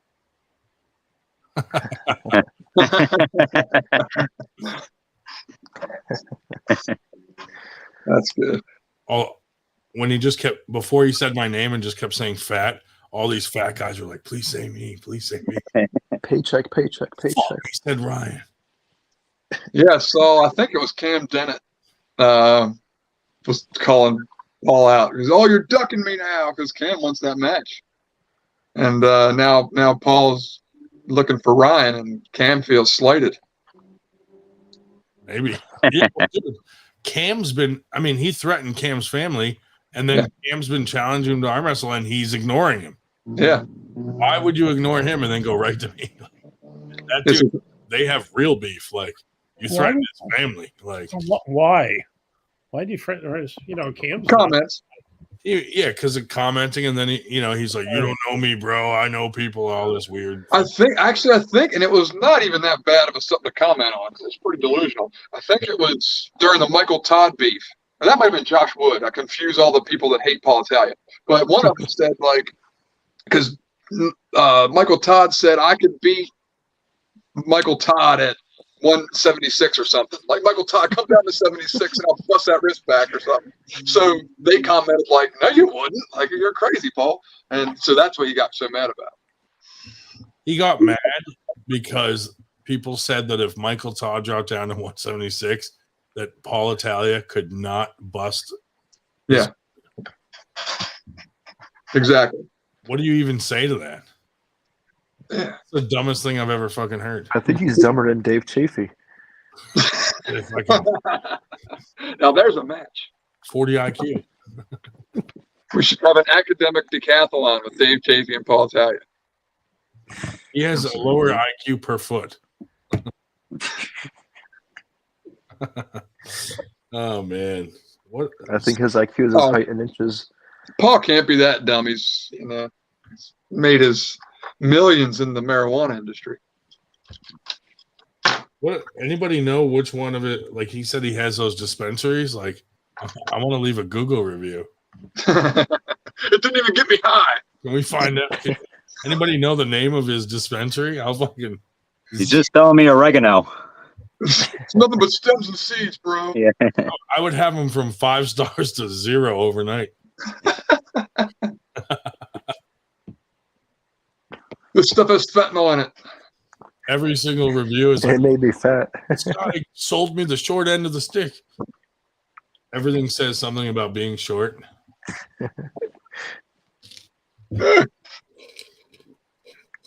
My bag was short. I smoked his weed and it came up short. You think he gets high so he could feel tall? Dude, so what I understand is he's quit smoking. That's why he's got all spicy all of a sudden and started calling out Michael Todd and Ryan Grandin. He got off the weed and got on the meth. He felt spicy because he's eating Mosier's fucking hot sauces. Would that explain why his face is all red? Isn't that weird though? Like he's like, I woke up this morning and I felt spicy. Like he'd been thinking about me all night. Yeah. Maybe he tried the Gold Bond. Yeah. Maybe he's into thick chicks. Chubby chaser. I'll tell you the chubby chaser. Watch out. He wants a big hairy bear male. Teddy bear. You picked the right guy. If he agrees to Winter Blast, dude, I'll train up and fucking I'll come. And Dude, that would be so I'll, much fun. I'll take it serious. I'll take it serious. Dude, that would be so much fun if he came. Yeah. I'll also dress That's what like he said. I'll dress just like him to come out to the stage. But talk about a way to really squash the beef, man. We build this thing up and do all that, then we have the match. Mm-hmm. I can imagine we'll probably be buddies after it all. I don't know. They're saying not Winter Blast. It has to be somewhere neutral. I'm like, why? Yeah. Fucking pick any ref you want in the whole country, and we'll get him there. Can't be his event or your event. It has to be a neutral event like James Reed's. I think that'd be fair. Do it at Winter Blast, but let him pick his ref. Let James Reed put up the $1,000. I think if he did the call out different and said, yeah, there's been beef and let's squash this on the table, something to that effect, instead of being a total dick face. How about winner gets my speaker from James Reed? Being a super poser. I love that. Whoever wins gets the speaker back. Yeah. Speaker back match. Oh, man. James is going to probably sit there so pissed off. Did they And ever James admit has to it? Has to present the award. Still won't admit to it, dude. Yeah. Even though, It's like half the battle right there. You almost could feel better with that. well, his whole lie about it got thrown out the window because the speaker he brought to swap out was the right brand, but the wrong one. So him saying, I don't even have that brand. How the fuck did you have the wrong one in the same brand then? Like, that doesn't even make sense, dude. Yeah. Jesus Christ. But anyway, who cares? Keep the speaker. Keep the speaker. You did us a favor. Now, Winter Blast, Corey Miller's coming out. Do some brackets. Yeah. We got his whole system on a computer that we can also do it for our smaller tournaments or whatever. You know, we got a lot of support from people. Yeah, I heard that Corey Miller's thing is pretty sweet. Yeah, dude, I've been playing with it. I mean, it fucking works fine. It's great. I think he explained it on Gary Roberts' thing before he brought it on and then showed him how it worked and everything. And I was like, yeah, it looks like it's the way it needs to be. Dude, it's easy. Yeah, it seemed like it was. Click an X near the name and it moves you to the next fucking, you know? Yeah, I've been Automatic. experimenting. I'm going to use it on the 4th of July, and then I'm running a brackets for a tournament in Northwest PA for JD Fox on the 15th. Yeah, if So you're I'm cute. getting- Yeah, I mean, pretty much everyone out here, like, you know, Ohio is using it now. Like, it's starting to become Yep. more of a standard. Good. No. The only person that is fighting back against it is James Reed. Well, Karen Bean isn't using it either. She did paper at Michigan State's. Gotcha.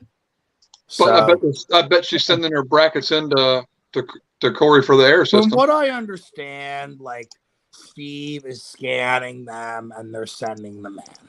Like, it's happening. But it's being done, you know, kind of like, you know, the old-fashioned way. Well, But at least it's getting done. Yeah. was that the system you used on my computer last year in Toledo? Yeah, it's one of the earlier versions, though. Mhm. Corey has made at least one or like maybe even two newer versions since then. You know, that system, like from our view, looks the same, but on the new one, like there is something in there where whatever he does on his end to populate that ranking system, like when you use the new version, it makes it very easy for him. Like he can just like basically upload it with a click. Whereas like, you know, if you use an older version or you send him the paper or whatever, like I'm guessing that he has to manually input that, and you know he's doing it, but I mean, you know, that is probably a couple hours of work at least for him every weekend. And you know, the goal, you know, like this system, if it becomes a standard and everybody uses it and all results get in there, like it's going to produce amazing results. But you know, if you're going to have missing data and you know people that don't send things in or whatever, well, you know, yeah, you're going to miss stuff. Like it's only going to be as good as like everybody being willing to be on board with it, whether or not they actually purchase the product or not. You know, like they need to send the results to him. Yeah, I agree 100%. Well, but you look on the website and you see a list of like five or six tournaments, and they're all James Reed tournaments that still waiting for results. Well, and someone put James Reed, like tagged him, and then James just like tagged him back. And then the guy put something funny like, "Did we just become best friends?" And then they just did this weird little GIF off for a couple messages. So James basically just blew him off. Like, "What do you want me to do about this? I'm not sending in brackets," without saying it. Well, we've been on so long that the European audience is coming on for the morning. Want to feel Woody? Yeah. Yep. Yeah. What did Ryan disappear again? Yeah, he did. Yeah. Yep. Paul's still at it with, not still at it, is at it with calling Ryan out for a super match out of nowhere. Just woke up feeling spicy. It's so gay. Woke up feeling cringy is what he did. Yeah. But no, it's interesting because his whole deal before was don't give these guys a platform. Now he's throwing out challenges. It's like the highest platform you can have. Yeah. Match with the man himself. It's curious to what he's doing. Is it a challenge match? I would only assume there's nothing or a super challenged match. No, it's far from super. Yeah. I think challenged match would be good. Maybe I'll put that on the flyer. That's a good one. Challenged match. Challenged. Well done, Shubert. I like that. Yeah. Yeah, right. I'm gonna see myself out. I got work tomorrow in the morning. Bye, guys. All right, man. Later on. Fuck this guy. Yeah, fuck that guy. Yeah, fuck that guy. At least we went out with a funny. Yeah, yeah. But yes, I'm thinking of if and when Ryan rouses himself and comes back, perhaps it being 11:30 on a work night. I have to go to work, but maybe the rest of you do. But I know all of you aren't retired yet. Of course, I don't know, Berger, are you coming to us from work again tonight or not? Yes, sir. Yes, sir. Back at it. Yeah, I took the night off to go in case I was going to go to Virginia, but I didn't. So I just enjoyed a nice day at home yesterday. It was nice. Do anything fun for your birthday? What's that? Do anything fun for your birthday? Nothing crazy. No, just hate to another say year. I pre-ordered Diablo 4. Splurge this year. Yeah. I played Diablo 1 and 2 when I was younger. I couldn't help it. So it's been fun. That's sweet. Yeah. I'm a nerdy gamer when I'm not lifting weights and arm wrestling. So sometimes at this age, sometimes the gift is just not doing anything for the day. That's it. And that's what it was too. Yeah. chilling at the house, getting a good night's sleep. Yep. Hanging Yeah. out with the fam, all that good stuff. Yep. That was it. Yeah, we've had some bunch of family stuff going on, so it was nice just to have a weekend at home. Sweet. Yeah, man. In all seriousness, it would be entertaining to see Paul and it went away. See Paul and Grindr on a podcast together and either talk mad shit or just agree to disagree and move on. Dude, how long were we trying to get me and him on a podcast? And he would tell people, "I'm not coming on if you're going to have them on." Yeah, it seems like it. Like, what the fuck, dude? Yeah, you guys could have went on a neutral ground when he went on Beer Man's show. That's right. But the problem is because all he'll say is like, "You're fat," and he knows that he'll probably he'll get destroyed if it comes down to trolling. Yeah, I don't know, man. I don't know. Anyway, I mean, like I said, dude, to me, the whole fucking thing, I mean, like, it could be funny, dude, us getting on a podcast and actually having a match, but to make it seem like it's a serious match and put $1,000 on it, like, first off, what promoter is going to want to put $1,000 to see me and fucking Paul Italia pull? Nobody. You know what I mean? Unless we do it ourselves. Which that seems like the better idea, dude. Like, hey, you put up 500, I'll put up 500, something like that. Yeah. You know what I mean? But to do it like, let's get a promoter to put $1,000. Like, dude, give that $1,000 to someone who deserves a fucking real super match.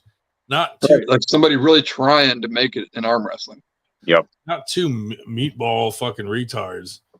You know what I mean? Like, come on, dude. A couple of slappies. This is all over shit talk. Slappy match. That's what we'll call it. We'll take from Travis Bajan. Yeah. Couple of slappies up there arm wrestling. Well, you know, Matt Craig's like fucking doing it in neutral. Why? He challenged me. Don't you? If he wants it at his spot, he should pay you to come there. Yep. Yeah. Yeah, if he wants it that bad. Right. He should be the promoter putting it up. Mm-hmm. What is the incentive of me to want to fucking come pull him? Like, it's a pointless match. You know what I mean? Like, yeah, it would absolutely be fun. But am I going to drop fucking a ton of money to travel out to some fucking tournament to pull him? No. This is not worth it to me, you know? Yeah. But if he was in the area, even if he was at another tournament somewhere around here, I'd be like, fine, I'll go to that tournament, dude. You know what I mean? But we're not going to find some fucking promoter that's going to be like, I'll pay for fucking this and that. First off, even if his buddy James Reed said it, I'd be like, yeah, fucking pay in advance and the money's being yeah, right. You put it in escrow with some trusted party. Yeah. No fucking way would I believe that shit.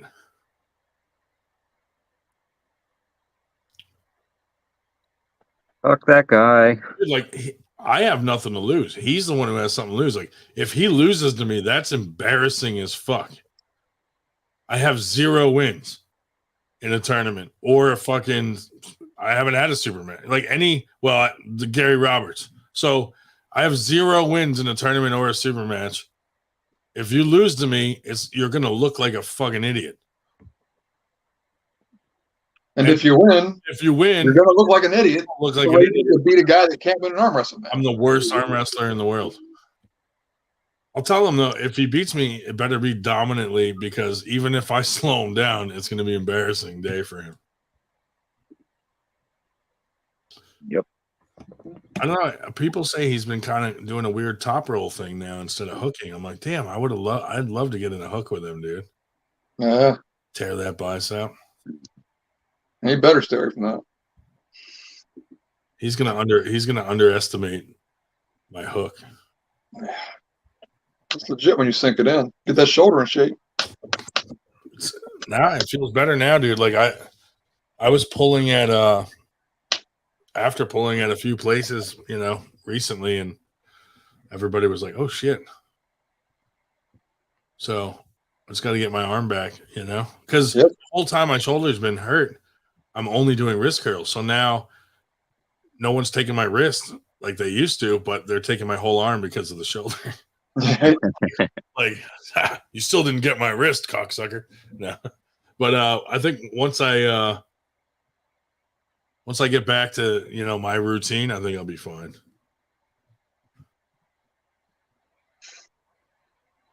Oh man. Speaking of hooks, all I can think about is just recently saw a video from East vs. West, the amateur footage. Oh yeah, our boy Eric. Oh. Yeah. Should we do like a GoFundMe or something for him? I don't know if he needs some help, or we should definitely put a post out of some sort. Yeah, talk to him, see what his situation is. Yeah, because I actually I don't know if anybody knows or not, but our boy Eric Myers had an arm break at the East vs. West in the I guess 154 amateur division. Yeah, it was. It came up earlier in the podcast. Did it? Okay, I wasn't on yet. But I sent him a private message the day it happened. I was like, "Hey, dude, like I always do to people that break their arm." Right. Yeah, I'm gonna have to take him to get his car and all that kind of stuff. We're gonna have to get a couple guys in the team to wrangle all his stuff together. I message guys like him privately so that when he posted his arm break video, it allows me to say that I masturbated to that video without him getting mad. That's right. He saw it in private chat. That's right. It's like, oh man, that slide since he private messaged me, and it was nice. But that I hate to say it, that was why I felt bummed out for not going to the tournament. Yeah. Because honestly, most of the team didn't pull, and I didn't really expect anybody to be pulling. But I like to be there for our guys that are pulling, coach them, support, yada yada yada. But yeah, if anything, I missed out on. It wasn't gripping up with Devin. It was being there for Eric through his freaking arm break. I felt terrible for missing that.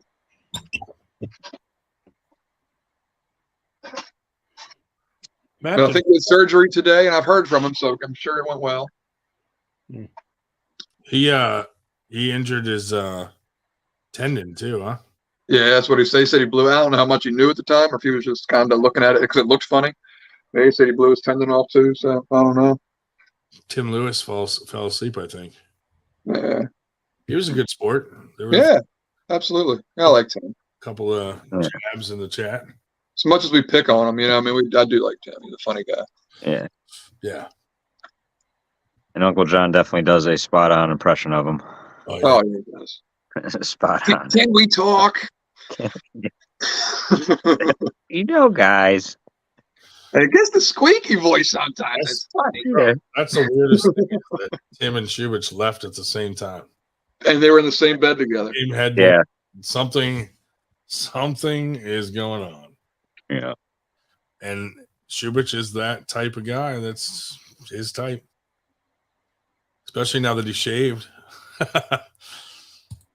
I was gonna sneak into my kid's bedroom. I know he's playing video games shirtless, and just quick be like, "Whoa!" I'd be like, "Hey, don't get a chubby." Their nipples. Make sure you eat your celery. We're doing cardio, he said. I bet. Huh?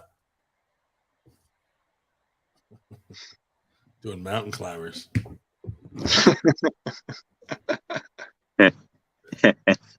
Doing reverse mountain climbers on the bear. Yeah. Weird coming on during the fucking week, dude. I had to be up in like 5 hours. Yeah. I got to stay up for the next 5 hours. June is a spicy month, dude. Dude, I mean, this is amazing, dude. We got this month, June, super gay. We love our gay friends. Next month is Cleft Lip Awareness Month. Oh. And who else do we love more than the folks with the cleft lips? Yeah. Yeah. We got James. He has James has a cleft heart. He must. Maybe a cleft brain too. Yeah. Phil Woody UK said right on the stem cells and GoFundMe. Hashtag the Italian job. The Italian hand job. Mm-hmm. June's a spicy month.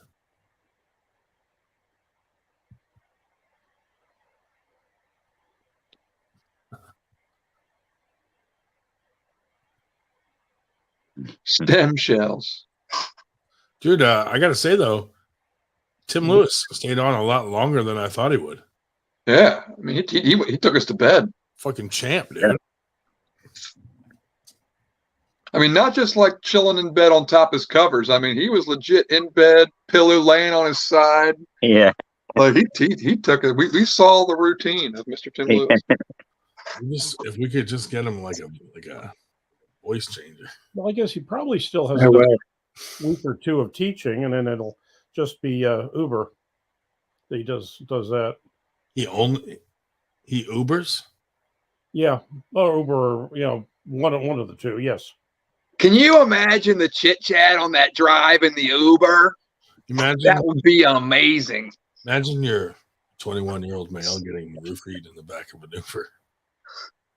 Hey, do you want a water? It's complimentary. Yeah. It's kind of wild. I don't have AC. Maybe we should take our shirts off. Yeah. Come on. AC's broken. Sorry. Feel free to. I've got this band hooked up to my passenger seat. Do you mind if I do some curls to work on my wrist? No offense, Tim Lewis, but you are shirtless quite a bit. True. We love you, Tim. Dave Shell loves it. Well, you're the one that's always worried about that sort of shit, not me. Only your nipples, Dave. Only your tiny, only your smaller than average areolas. I totally thought you were going to have giant areolas, like big old stretched out ones. But you had pleasantly smaller areolas. Mm-hmm. Yeah, he's using words like pleasantly small areolas referring to a male, and they don't think he's weird. Oh, we're not here because it's normal. Yeah. Yeah. Pleasantly smaller. The Hershey Kiss nipples. Bites. Mosquito bites. Is there any food you can eat to like affect your areolas? I don't believe so. Or lactate? Huh? There's got to be something that helps you lactate. I mean, I guess you could just like juice up and not take any estrogen blockers. Yeah. Get the old gyno. Yeah, it got kind of come at you. Some swollen nips. I don't even need to do that, dude. Boom. Fucking Paul Italia. You think you got this, buddy? 98. I'm not even working out. Wait. When I'm working out, my forearm doubles in size. Twinkie curls. You already can't handle that. Oh, this is great stuff. Crazy days, crazy times. But if you need, I would say it'd be cool if you only needed 6 months to train. And we want to do it like in the November tournament. Do a super match event there. Do it then. But you need some time. I agree with that. You need to get your shoulder fucking. You got to get your shoulder fixed. Yeah. Yeah, dude, if I don't pull any and I just go hard in a super match kind of thing, I'm fucked. You're fucked. Fucking tear my shoulder again. Yeah. I'd say no less than 3 months should you take a match. Especially the rotator cuff like that. You don't mess around with that. It's still not 100%. Like, no, it takes a while. Like, still certain angles. That, yep. Oh, that's not good, And then, like, it had been feeling really fucking good. And one day last week, the whole day, I was like, no, it's back to fucking not good. But then the next day, it felt fine again. So there's still something going on. But still, I'd still pull them. Like, I mean, it's not an excuse. Like, if I put my elbow on the table, it's my choice. If I'd still pull them with a fucking injury. I don't give a shit. Yeah, I want to say when my dad did it, it was like a year. But he was also old. He was in his 50s. Yeah. But still, he was messed up for a while. The problem is that I didn't stop. Like, I heard it maybe close to a year ago. But I kept arm wrestling. Yeah. I kept going to practice and fucking arm wrestling. So yeah, he got surgery and all the good jazz or whatever, where you're like naturally healing. You didn't get surgery, right? No. Yeah. But it might not have been a full tear because he was hurt. Like he had no mobility, like past here or something like that. I had none for the first 3 months. Yep. I couldn't go up, like I could not go level for sure. Yeah. It really fucking hurt. Mm-hmm. It wasn't even that I felt like I couldn't. It was like I'd hit a point where the pain would make me stop. Yep. But then, like, if I moved out to the side and came up at a weird angle, it was fine because, you know, I'm still working. So, like, I'm going to use a drill and fucking all of a sudden my arm would give out. I'd be like, fuck. And then I'd have to, like, lift up my arm with my other arm and be like, come on. I think that's actually how he did one of it. He tore both of them, but one of them was a drill, and it grabbed and twisted and popped him when he was up high trying to drill something. Yeah, mine happened during a hammer curl. I was doing hammer curls, and then when I fatigued to like where I couldn't do anymore, I did like a static hold, Mm-hmm. and then right at the end, I was like, let me try to get one more in, and I got the left, and when I hit the right, it just went poof, like dropped the weight, everything, dude. I was like, what the fuck just happened? Never been the same since. No good. Yeah. But I went down there tonight and did, you know, him talking shit made me like, oh, I'll train a little, you know. I went down there tonight and felt pretty good on the cable machine and shit. Since I have 200 handles. Are they the Chinese knockoff Bowen ones? No. Arm Assassins, dude. Yeah. The originals? Arm Assassins. I got some of what do you call it? Like the you know, the red ones. Yeah. Mazarenkos? No, I do have some Mazarenkos too, the yellow ones. Yeah. Yeah. A little bit of everybody, you know, all the major players. Is red one arm gods? No, it's fucking wrist packs and wrist ball and all that. Mm.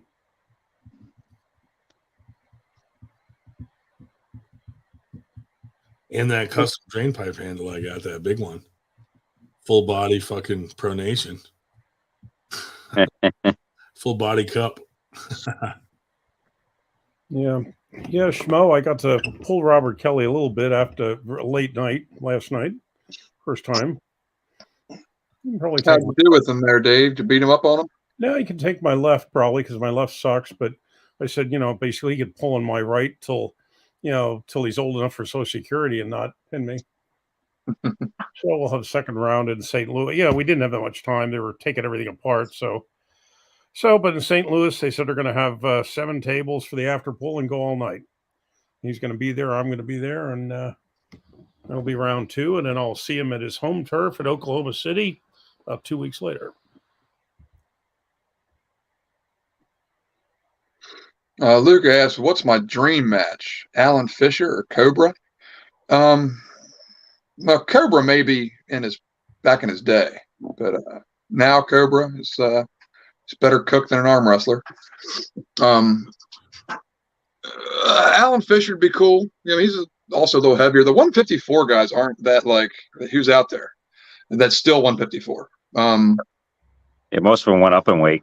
Yeah, a lot of guys end up at 76, but at 76, just for giggles, like Yanis is the guy. Like, if I could have a match and win a match, I would be really proud to beat Yanis Alans because he's just so good, and I just don't see a hole there.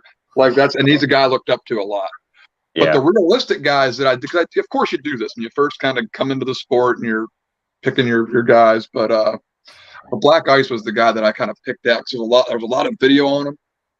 And I just kind of felt like there was something there I could get on him, but he was one of my first targets, I guess, that I was able to finally get. But now, gosh, I guess it has to be like Zach Lee because I pulled him a bunch and I just don't know what the fuck I'm going to do with that dude, especially if he gets the strap. So that's a guy like if I want to get to that level soon, but it's funny because he's half a teammate because he lives an hour and a half away. But yeah, I don't look up to other guys in that same way. Like, I would love to pull him on the bright lights. I don't know. I don't feel like I think that way. I feel like we're all just kind of buddies that hang out and pull and arm wrestle. So to call it a dream match is a weird way to even think about it. Yeah. My dream match would be all the top 154 guys in like a tournament, and like, you know, the lights, and man, everybody's watching and paying attention, and the final four happens, and you know, and it's like, you know, I don't even know who it could be because there's so many guys out there. But that's just whoever would end up there. That would just be cool to be the last four standing. Like that would just be awesome. Yeah, it would. I had a very brief grip up with Austin Jennings. He wrote, David A. Shell is stronger than I thought, but I'm still his dad. And that was left. So he's looking strong lately, Austin. Yeah, it was left. But I said, well, he hasn't felt my right yet. That's a better one. I haven't pulled Joe Cagle, Schmo. Wait, Dave, your right is better now? Oh, yeah, definitely. Absolutely. What happened to your left? Because your left was the stronger arm for the longest time. It went to shit. I mean, it's not that bad. It's not that bad. But I have to keep it upright. Once I get like below 45 degrees in the losing position, I just can't hang on. Where right, I can basically keep it right above the pad forever. I don't know. It's kind of weird. Not against me, you can't. Well, you know, because you finally got some wrist with your left. In my right. Mm-hmm. Fucking Zach Lee, though, at Antietam, dude, when he was like, feel this, and he fucking flexed, dude, his fucking little pronator there, fucking. Yeah, it's marble. It's not even muscles. It's not even like a baseball muscle thickness or muscle tightness. It's like a marble. It's fucking a huge fucking, yeah. I was like, Jesus, bro. That's crazy. That's why he can let people take him, and then he just fucking rotates over. Yeah, it's just especially the strap. Like if you get him in the strap, the amount of rotation he has in there, like even if you can get him over to his side, like he'll rotate right back. Just fucking rotate. Oh, we were at practice. It was funny as shit because he was pulling for a while. With everybody on the team had to get a piece of him, whatever. And he was just rolling through people, whatever. And but giving him everything and all that, he was tired. And I stepped up. He's like, "Oh shit," you know. And out of the straps, when he was dead tired and I was fresh, he was like, "I was real." Yeah. And he was like, "Oh shit, Josh is fresh." He put the strap on. It was just like, I mean, it was amazing, the difference. I couldn't do absolutely anything. He did the same thing to Artem in fucking Virginia that one time. Artem was like, "You don't want to go to the straps with me." And Zach was like, "We'll see." Yeah, he's a different breed than straps. He caught Artem and then just fucking went, meow, and Artem was like, "Oh, fuck." Yeah. Yeah, but it was really weird to see him actually just apply it because he couldn't. There was nothing there out of the strap, and man, it's crazy what he can get. Just his rotation like that, just fucking, is so fucking strong. Yeah. But I mean, the motherfucker, look at what he's doing. Is that the exercise and the amount of weight he can fucking do is ridiculous. He's been doing it for a long time, man. He's been in it for 15 years, I'd say 10, 15 years. That's why all those dudes in Robert Kelly's chat that were fucking talking shit on him.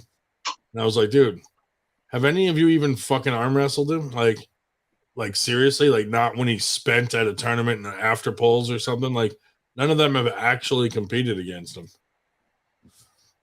Like, all right, talk shit, dude. Wait till one of you guys has to go against him.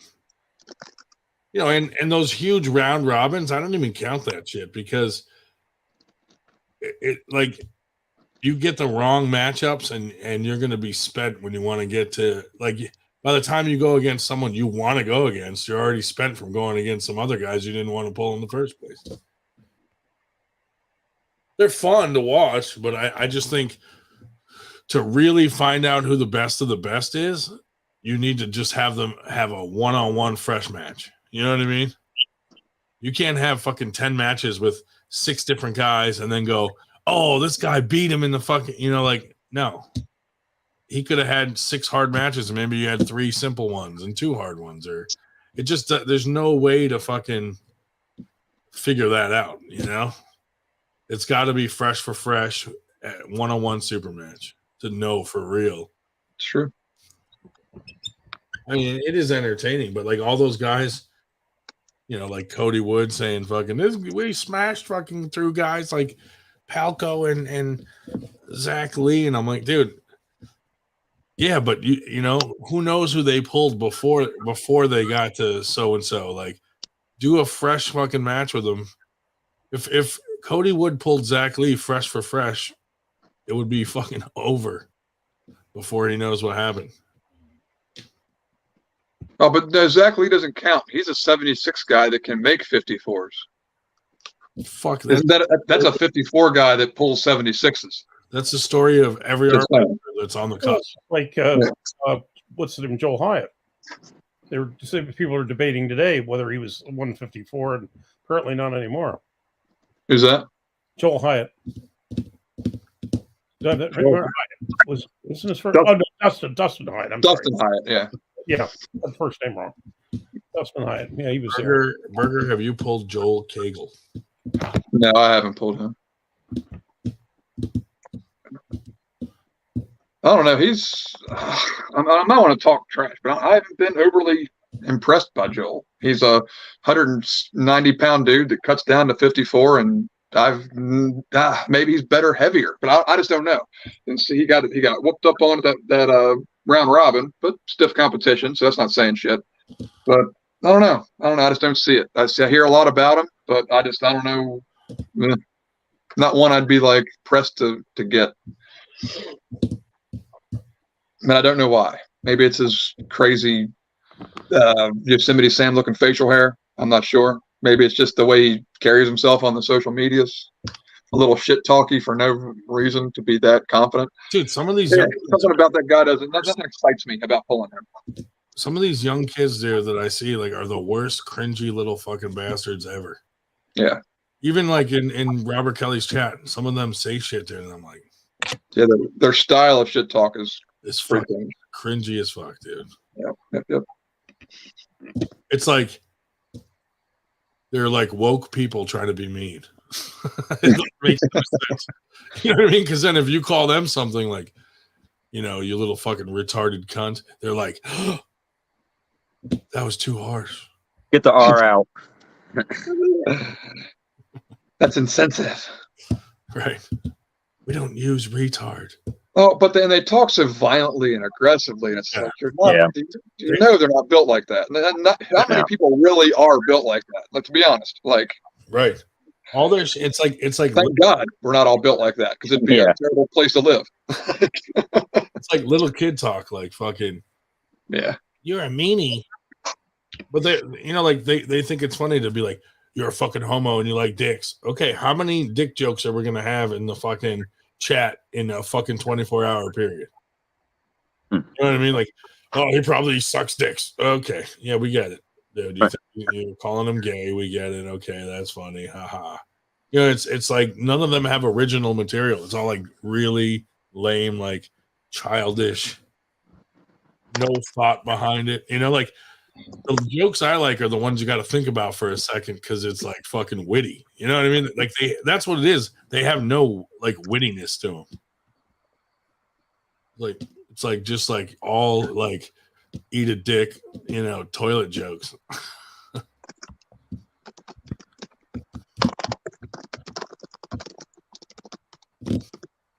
I like a good penis joke. Yeah.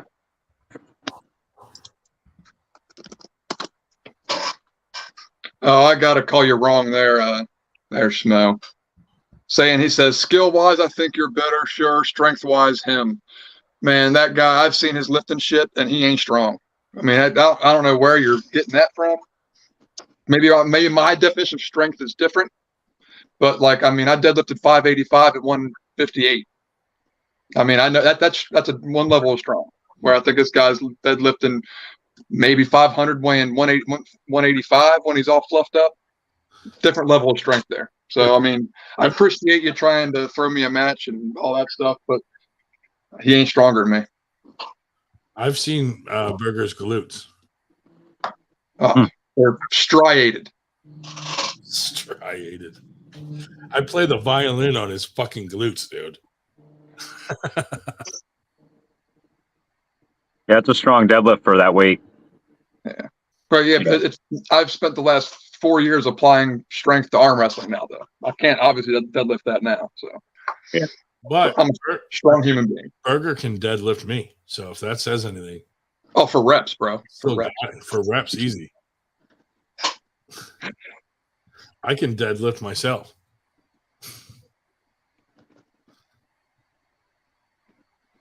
How funny would that be, dude, if Paul Italia loses to the worst arm wrestler? Oh, John Hack's my boy. Fuck that guy. He's a power lifter. He's a stud. Nah, my bench wasn't good enough. My arms are too long. I only had like a 300-pound bench at very best. Yeah, it's hard to bench if you have long arms. It was tough, yeah. All the best guys comparative to my deadlift. Yeah, my deadlift was stupid. The best bench guys are like the little Tim Lewis stubby arms. Yeah, and usually their deadlift's not as good. It's hard to be well-rounded like John Hack is. He's special. Yeah. Or Eddie Cohen. Oh, that guy's the beast. Yeah, I met him. He was in I think running a seminar in the Utica area, and came to the Outlaws practice one Saturday night when I was there. The fuck did you just say, Dave? I said Eddie Cohn showed up at an Outlaws practice. That's cool. I was there. Did you touch him? No. Perfectly honest with you, since I didn't know powerlifting until it was explained, I knew who the hell he was. The hell, Dave? Get with it. Hey, one sport at a time. I didn't have any sports for most of my life. I can only handle one at a time, and this is it. Were you a lover, not a fighter? Well, my weight, it wasn't much of either, to be honest with you. Virgin. Well, that was one of the votes, but that one didn't win. Let's see what won. Oh, Taylor Shell's daddy. Oh shit! Does it fucking StreamYard have polls? Wow. I don't know, but it is like 5 in the a.m. I think he is. What the hell? It's 12:00. Fuck. Yeah. Damn. When Paul was in the chat, dude, I fucking totally dropped the fucking ball. I fucking forgot about the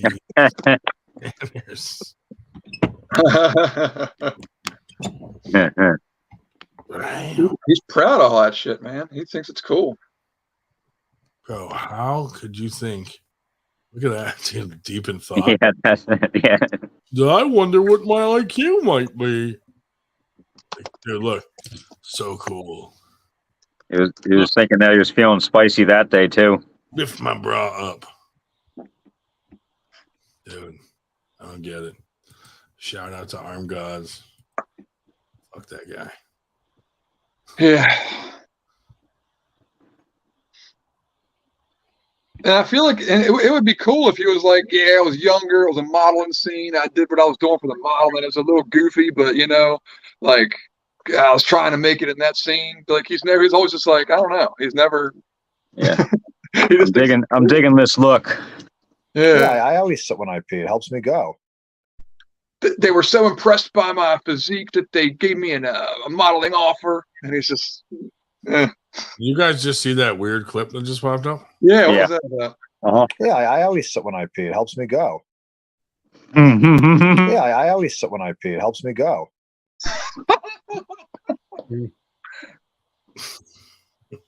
Foot face in the house. Foot face. Foot face. Look, they know, dude. Foot face. That's awesome. Isn't that a weird thing to say, though? Yeah, I feel like I would keep that to myself, dude. I don't know. That's such a weird thing to the countdown. I don't know why that's in there. Yeah, I always sit when I pee. It helps me go. Oh, that's great.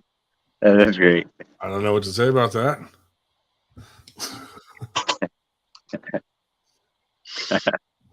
Maybe we should have him on for an interview so we can ask why. How did you first realize that you had to sit all the time to pee? Do you walk right past the urinals and go to a stall?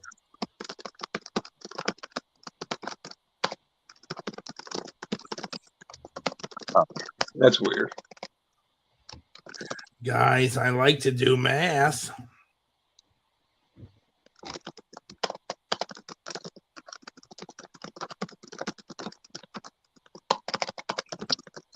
Yeah, dude, I don't know if we can do a poll on this shit, dude.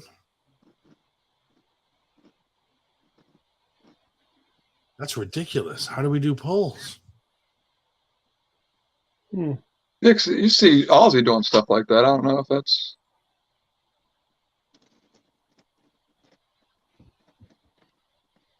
This could be bad. Dude, Mr. H. Wilson with a shitload of fucking super chats tonight. Yeah, he did. Crushed it. Oh, that's cool, dude. It shows if you hit fucking, if someone does a super chat, when you hit this button here, it shows you all the super chats. Yep. We got It's in the comments thing. It's all your starred comments. Right. That's pretty cool. I didn't know it you can choose to auto star super chat so you can look later. That's pretty cool. Yeah, it is. I gotta look into it. Maybe there's probably add-ons and shit you can download to fucking do like stuff on here.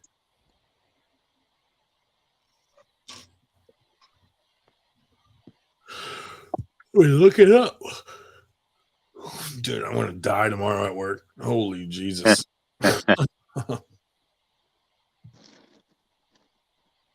Yeah, make a few of us.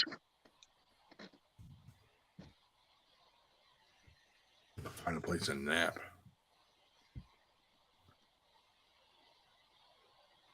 Oh, man. Yeah, Schmo's gonna be all pumped up to get in the gym again. Oh, it is. You can do.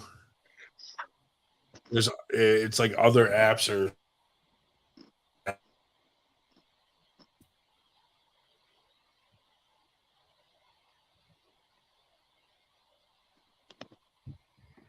Once I hook up that stream deck, dude, I can do all kinds of like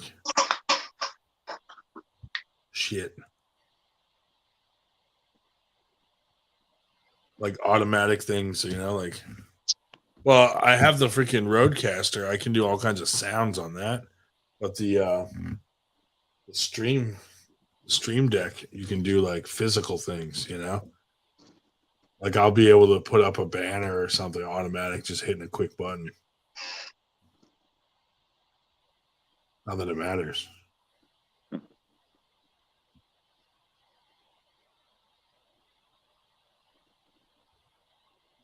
So what's next for the 98? 99. Sonic asked if I'm a contractor. No. I program like fire alarm systems and like access control and recorders for cameras, stuff like that. We're a security firm that does stuff for like huge corporations, like Pico type stuff, air gas, like stuff like that. Aqua.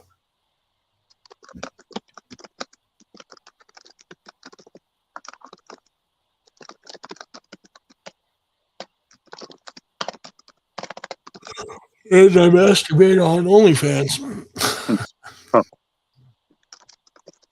Dude, what a ripoff his shirt is of like only pins and only forearms.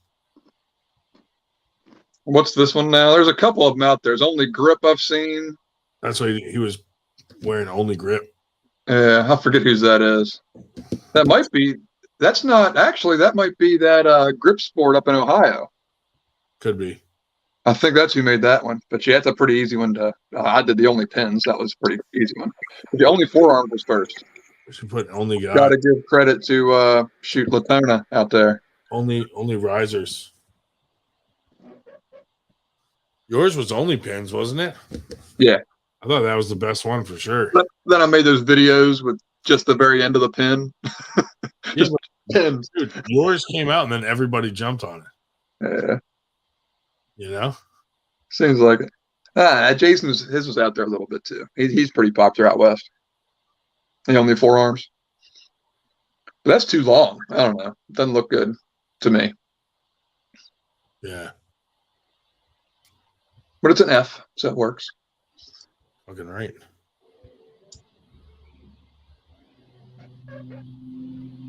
Oh, anyway, I gotta go to bed, dude. God damn.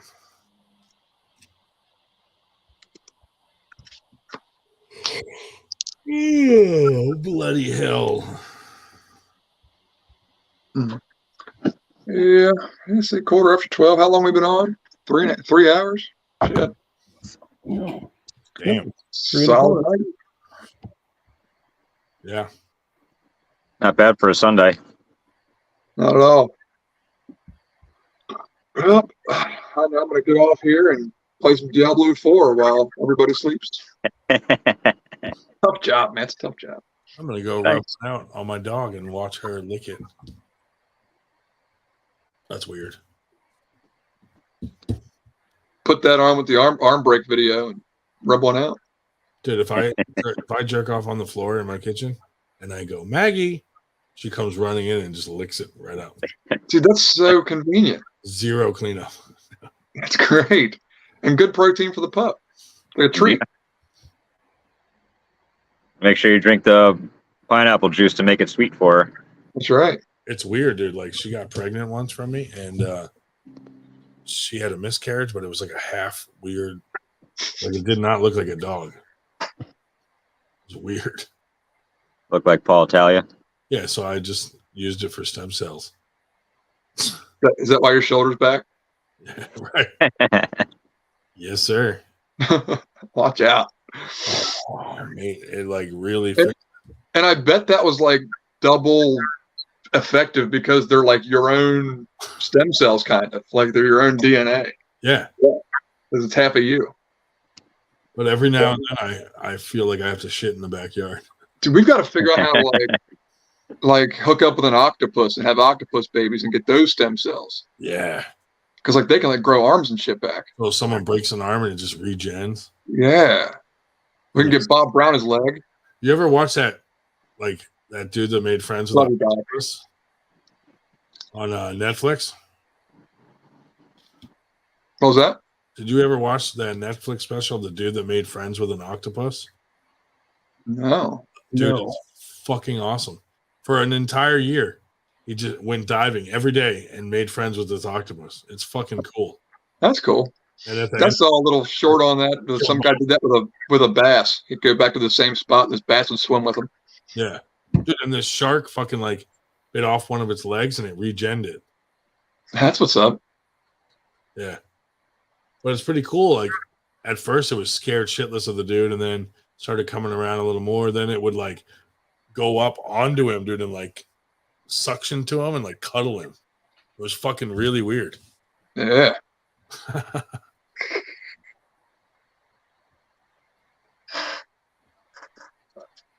But if you're ever bored and want to watch a cool show, it's a pretty cool little like documentary.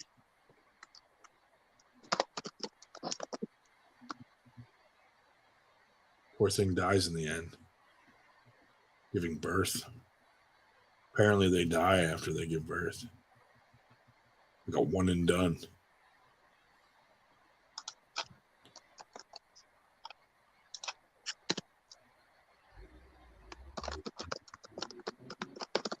I can't believe what's most amazing that I wasted the last hour and a half listening to Dribble, or there's 15 other people still listening to it as well. Listening to what? Us, 15. You were listening to our podcast? Because I wasn't paying attention. Now it says there's 15 viewing. 15 people, dude. Who are these? Who are these people? What are you guys thinking, dude? It's a fucking Sunday night. Go to bed. Yeah, we were the unusual suspects. We were loyal army. Yeah, we were 30 at one time. Yeah, there's quite a bit in there. Because they were like, this has to be good. They're never on a Sunday. Yeah. What is going on?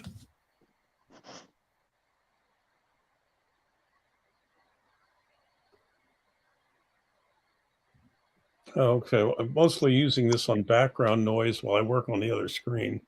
Well, that explains one of the 15. Yeah. Yeah, unusual suspects. If anybody knows Paul Italia's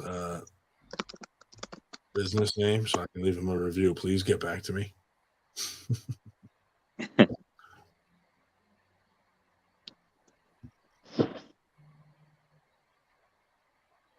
I definitely think you should pull Cody Wood again, dude. That's due. He'd probably beat me this time, but I'm due for that one. He deserves a rematch for that because that was a shitty way to win on fouls the way it was. But I got to train up. I'm not ready for him right now.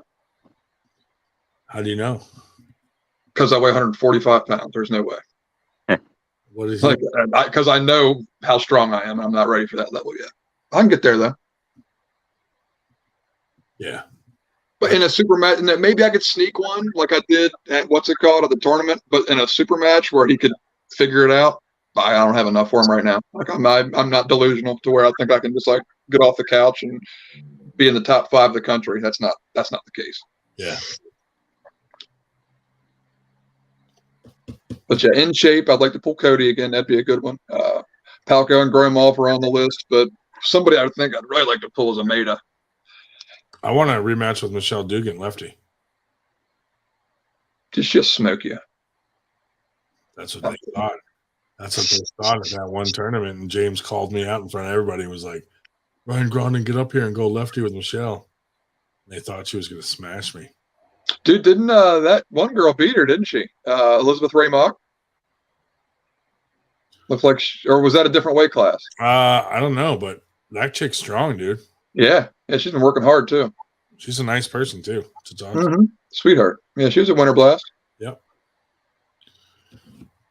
And then who else? Yeah, I thought Michelle would have done or been on the radar more down at the East versus West, but with James at the helm. Yeah. But he was too busy fucking confronting Dave Shell. That's right. But we've distracted him away from his priority of promoting his wife. Dude, you know, Hacksaw. Yes. Okay, Elizabeth beat Michelle. There we go. They were in the same group. I thought so. Hacksaw Michelle Dugan. Remember Hacksaw Jim Dugan? Dude, who else? Black Ice got a big win. Black Ice taking out what's his name? Angry Bird. Yeah. That was a big win for Ice. Fucking made him angrier. Did Angie Rose call? I don't think she went, did she, Angie Rose? I don't believe so. About her cats. Yeah. Yeah, most of Merlot's posts lately of him fishing. Yeah, it's fishing season. Yeah. Yep. Yeah, he's not very active early spring and early summer. Mm-hmm. We're lucky to get him at Winter Blast. That's actually where he's probably the strongest because he's coming off the winter where he's not fishing all that much. So he's all trained up for arm wrestling and ready to rock.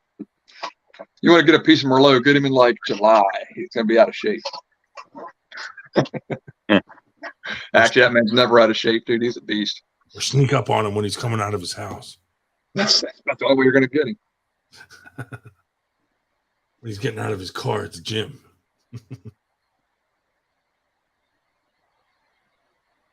We should go up to a high five practice, dude. Those guys have been good to us lately. Oh yeah. Oh, they've always been. Where are they based out of? New Jersey. New Jersey. Belleville, New Jersey, basically Newark suburbs. David Meyer, you better come to Winter Blast. Yeah, I think I am this year. I'm going to tell my boss no matter what. All right, boy. Time is up. I was saying it. I think just Dave was on, and we were talking about it. I was coming this year up until I got the phone call at 5 o'clock in the morning to come in Salton. Had it all planned. I was going to have to leave about 6. Would have made it there. And then I got that phone call, and that all changed. Yeah. It happens. Just be like, it's just snow. Yeah. It wasn't even a major event either. It was just like some salting. It was something bullshit. I was back in a couple hours. Dude, when I moved down here and they shut down like work and school for like a half inch of snow, I was like, what? Really? It's like, man, when I lived in New Hampshire, it'd be 3 feet and we still had fucking school. But I lived in southern Maryland briefly, and they had so little snow one day that at noon the roads were dry, not even wet, but there was like an inch at 6 o'clock in the morning, and they had the schools closed in St. Mary's Carroll and Charles County. Oh yeah, they got ape shit down there. Oh yeah. I lived in Worcester County for a while. It was Mm-hmm. They don't What have a was clue. it like 7-8 years ago? You guys got like 3 feet of snow in Baltimore in that area, where they had a state of emergency and shut everything down. People are dying and shit. Yeah, I came down there with the company I work for, and we were cleaning the streets. You're a saint. Oh shit, that's cool. Yeah, well, it was pretty cool. And everybody was nice as can be and so happy because they were all locked in their houses for like forever. And as soon as we started getting the streets clear and we were all done, they were like, get the fuck out. Yeah, we won't shoot you. Yeah, and we're like, oh, like, what do you mean? They're like, no. They're like, everybody's out of their house now. Get the fuck out of here. You won't last. Because come to find out, we were working in like one of the worst areas of Baltimore that you could work in. Oh shit. They're like, they'll strip your loaders. You got to go put them in one of the municipalities that has 24 hours with surveillance cameras and barbed wire, and then maybe your shit won't get stolen. Holy crap. That's what we were like, oh, geez. And then the night we left, it was that somebody got shot in the same area we were in. It was like the longest Baltimore went without a killing. It was like 9 days or something like that. It was because they were locked in. Snowed in. They were all snowed in. Can you imagine just waiting to like sitting there in your house, not able to kill somebody for 9 days? As soon as you're free. I would go crazy. I'd be like, I need to kill somebody. What the fuck? Dude. See, the difference is like down here, like some of these little towns have like one plow, like 1 or 2 plows. In New Hampshire, Manchester had like fucking 400 fucking plows. Like the streets are clean, like 3 feet of snow, but you can still travel. Here, a fucking half inch and everything shut down. But it's mostly because here it's like a weird weather. So like there's a shit ton of ice under the fucking snow and people don't know how to drive here. So they don't, they crash into shit like crazy. The other thing I noticed with plowing almost my whole life, when we went down to Baltimore, they did not design anything to handle that kind of snow. There's no place to put it. It was crazy. Yeah. Yeah. I mean, that used to happen in New Hampshire too. They'd have to fucking, they'd bring it and push it over the edge of the fucking, into the river. Yeah.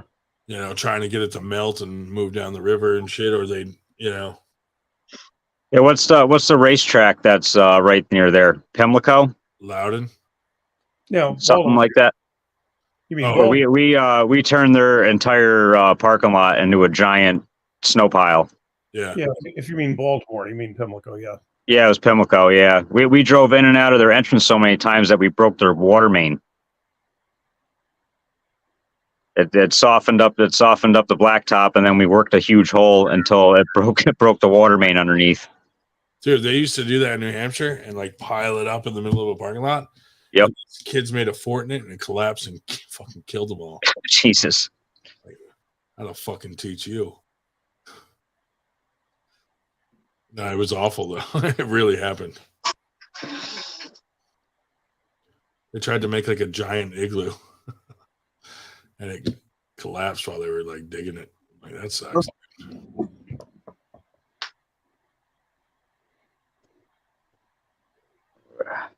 I used to love it, dude. Like when they had big snowstorms, like not many people are on the streets. So, the occasional cop and like stuff like that. So we'd throw snowballs at them, but they couldn't really drive fast after us. So we lived for the chase, Like we'd hit them with a snowball and then fucking run and they'd chase us. They'd have to get out and get on foot.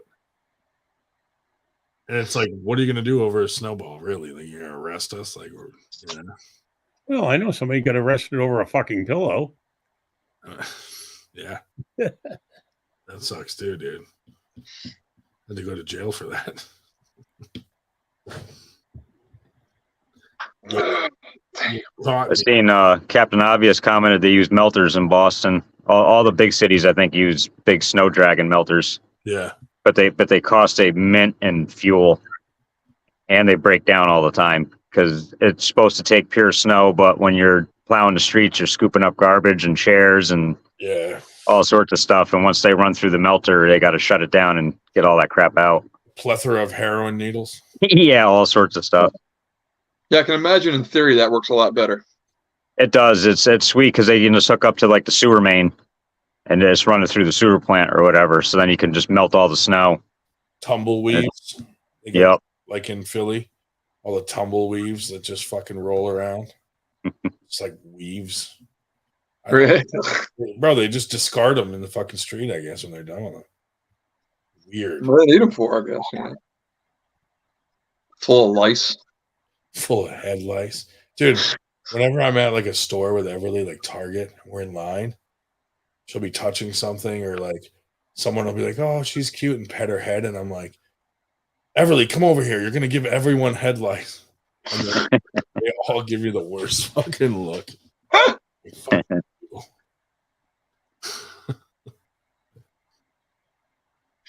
Dude, the funniest thing is like lately she's been like really brave and like jumping off of things. So like she jumped off the couch the other day and then she jumped off a chair and she keeps landing and like tumbling and then she fucking gets hurt. And I'm like, how'd that feel? All the time, right? So today I fucking tripped outside on the deck and fell and she goes, how'd that feel? And I was like, you little I was like, she got me back, dude, with my own damn line. Bastard. Well,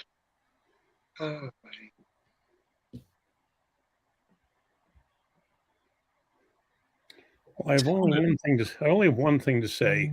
Good night, Ryan. Oh, good night. Yeah. So. Night, Dave. Fuck that guy. You're not getting a good night out of me, Dave. Yeah. 99. Well, say then, do the fucking fuck that guy, whatever. Thanks for bringing your friend Tim Lewis on. Yes, certainly. Always glad to help. But we're going to have to be very careful with the comments, when he's on with some of the stuff that was written. I mean, we can't stop everybody from thinking. No, but we just have to be careful who we invite on, and because of what pops up. Anyway, alrighty. Took it like a chance. It's garbage and recyclable night. I was supposed to have everything out by 10, although I don't worry about it because I know they never get here until 2. But it is now 12:30, so maybe I should take out the garbage. Dave, are you going to leave or explain you're leaving? God damn! I just fuck that guy. I booted him. Fuck that guy. Thank you, Ryan. That was the best episode. Holy shit, Dave. We need to know his whole garbage schedule before he leaves. Holy crap. We would have been on here till 1 a.m, him explaining his garbage schedule and why he had to leave. Whenever he goes on a tangent like that, I'm always like, oh, dude, I was wondering about your garbage schedule. I really was curious. I've been thinking about that all day, dude. I'm glad you explained it. I don't think we have to be careful when people are on. Like, people know how they're perceived. Yeah. Maybe Tim doesn't, but. Well, I don't think he's going to look back at the comments, scrutinizing every one of them either. Dude, when I put up the Amber Alert, Dave Shell texted me. He was like, take that down. I didn't see the Amber Alert. He's our guest. Take it down. I'm like, first off, Amber Alerts are about like young kids, not fucking 21-year-olds. Yeah, dude, we don't even pick on him for anything illegal. We just make fun of him for something that happens, and he was absolutely fine with us picking on him by having his shirt off, things like that. Like, I agree. He's a muscle guy. They think that's normal. Yeah. It's so funny that of all nights, Italia comes on tonight. Like he's coming on like he's a big fucking hero. Like, when are we gonna pull, fatty? Like, dude, I didn't accept the challenge. Like, you fucking have me blocked. What I like is they'll ask the question, when are we gonna pull? And then you say winter blast, not winter blast. Like, okay, fuck off then. He's pulling. Let's work out the details. Yeah, he's pulling a Michael Todd on us. Look at the details. He's gonna be like, Yeah. you need to fly out to California. Eat a dick, dude. You fucking have a house, according to you, and a business in New York. Come to New York. That's 2 hours from me. I'll drive there. Yeah, and the point of a neutral location for Paul, nowhere is neutral. He's a jet setter. Everywhere is home for him. Right. I mean, he actually he doesn't even have a home, so that, like everywhere is neutral. Dude, Philly's not my hometown, so That's true. if he came to my hometown, dude, I could make him disappear there. You don't want to go up there. End up in a snowbank. Yeah, exactly. The Boston area is no joke, dude. They would not put up with his fucking weird fucking fake Italian bullshit. They make him disappear. Fucking wicked fast. Wicked fast, bro.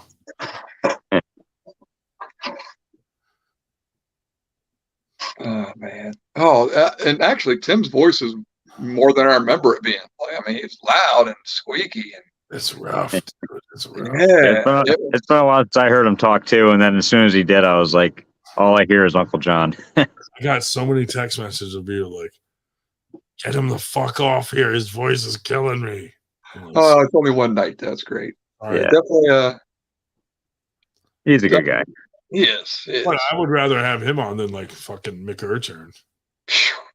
Fucking hey. That guy can get on it, man. Where it's just like no one can get a word in. At least he's take turns talking and Or like have a conversation. drunk Stacey James. He Why can do can't that, too. everyone be more like Chuck Bardo and just not fucking talk the whole Just shut the fuck up. right? Just say fuck that guy when people leave. That's it. Schmethicator.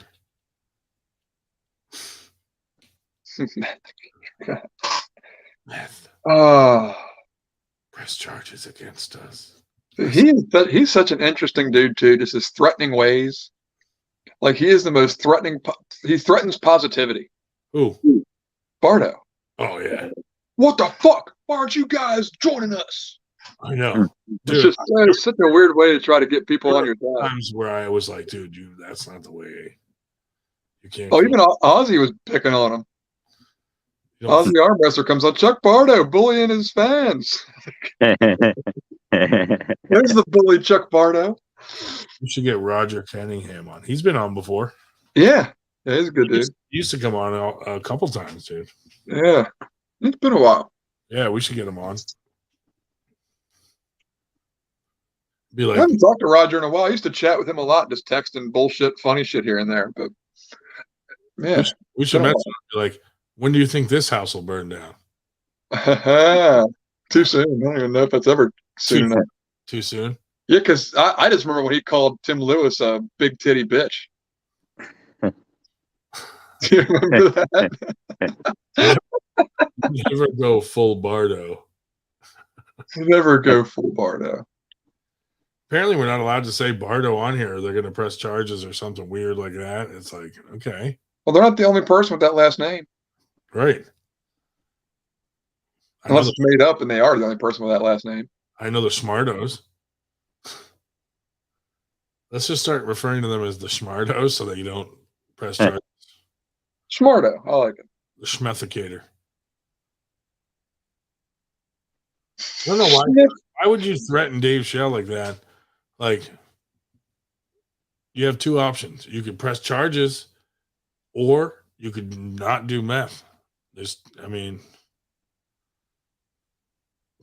And Dave, out of everybody, he pretty much doesn't say anything. he couldn't even hear. He couldn't even hear what the fuck she was saying, dude. I don't know if you guys noticed, but his hearing is getting way worse. Like, Yeah. sometimes he's talking, and I'm talking to him, telling him to stop, and he doesn't even hear me. Even in person, I'm like, Jesus Christ. Yeah, I've spoken to him and he wasn't looking and he doesn't hear much. Nah, he's losing his hearing big time. Yeah. We should kill him. But Oh, he can't be far gone now. It's got to be like months. should we do like Like we're lucky to see him at next Winter Blast. should we all pick dates and whoever gets the closest wins something? Do an over under. Yeah. Are we doing a Deadpool? Yeah, Deadpool. Should we do one? Deadpool on Dave. Yeah. That's fucked up. I love it. Yeah, but dude, I'm so competitive that I'm winning, and I know where he lives. Like we're gonna see the date creep up when Ryan picked it. Damn, Ryan got the fucking right on the same date and time. It's like fucking March 4th, 12 p.m. How did he know he was gonna choke on a cereal? 12 p.m. He's falling down his basement stairs. They'll find him exactly 1 week later from an anonymous tip. Ryan will have thought he lost the bet to find out he won a week later. Right. Oh my God. And act all surprised. You guys seen Dave? Where's he been all week, man? He's not answering my text. Nothing, guys. He didn't put out a Getting Around with Dave Shell episode this week? Yeah. Dude, can you imagine it's in the news and like, we found traces of semen on him? Semen, celery, and gold bond. Super ropey. He was tied up with ropes. Someone broke into his house and tied him up with ropes.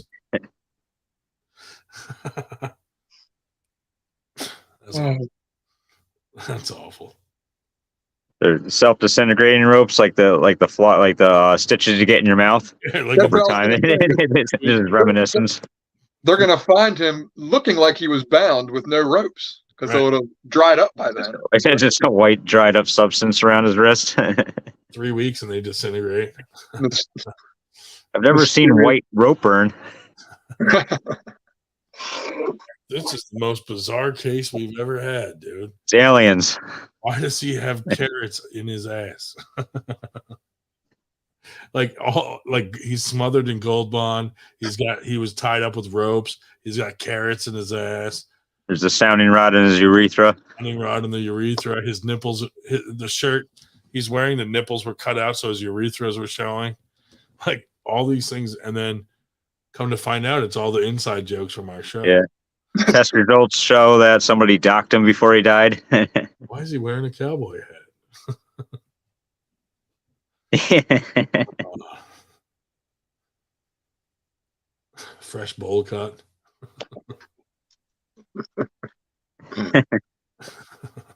He's like one of those little Asian girls that cuts their bangs straight across. Wear like a Caesar do, you know? Yeah, looking like Simple Dave. Simple Dave. No, which way? The guns make me feel bad. He needs an old ear horn. Makes my eyes rain.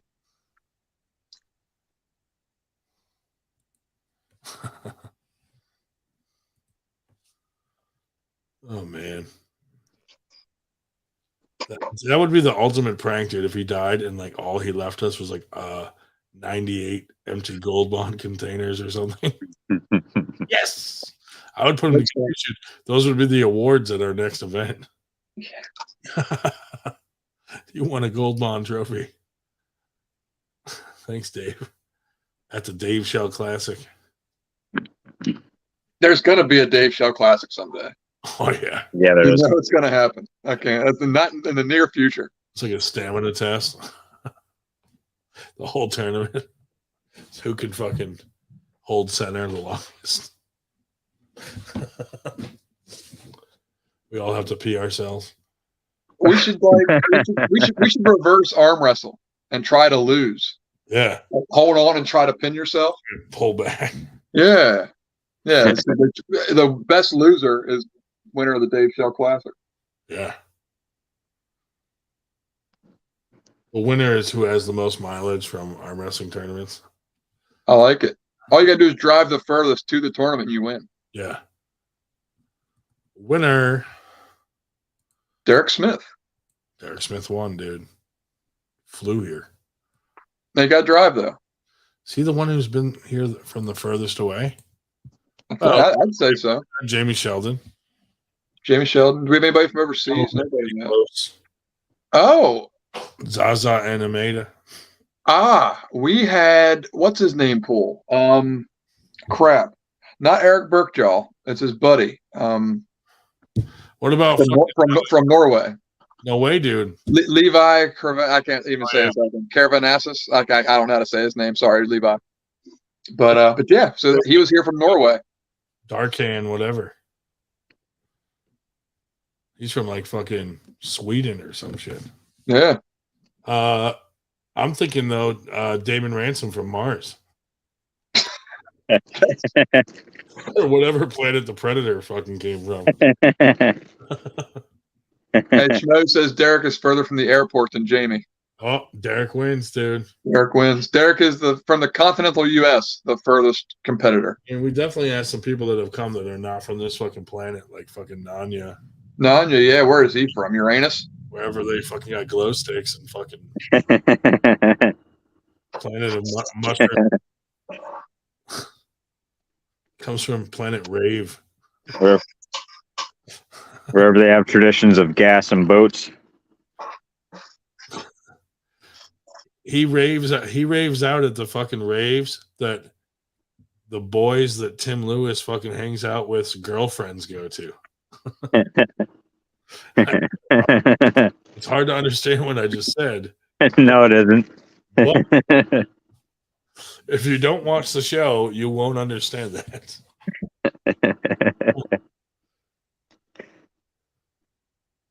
Oh my god.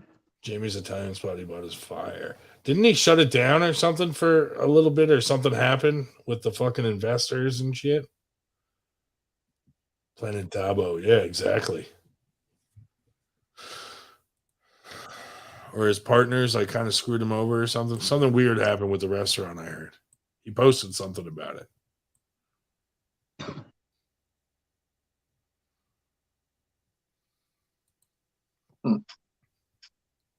I don't know if he's just promoting it or if it's his, but Zaza has been promoting a Georgian restaurant in New York. Really? Yeah, not sure. It looked pretty good too. Interesting looking food. Stuff I haven't really wouldn't think to see. Like New York fucking rats and shit all cut up, spicy looking. Possibly. I'm not sure exactly what they got going on, but it looks tasty. What is Georgian food made up of? Grondin, who's your favorite martial artist and why Van Damme? Why do I think it looked like it was almost like a roll, like a big bowl, like a roll bowl kind of a thing, like a bread bowl with like macaroni in it, and it's and beef. I don't know, it was interesting looking. It looked very calorie dense. Yeah, Schmo, that sucks, dude. Something fell through with the restaurant. That sucks. Oh, that's a bummer. Who's my favorite martial artist? That's a good question, dude. And why Van Damme?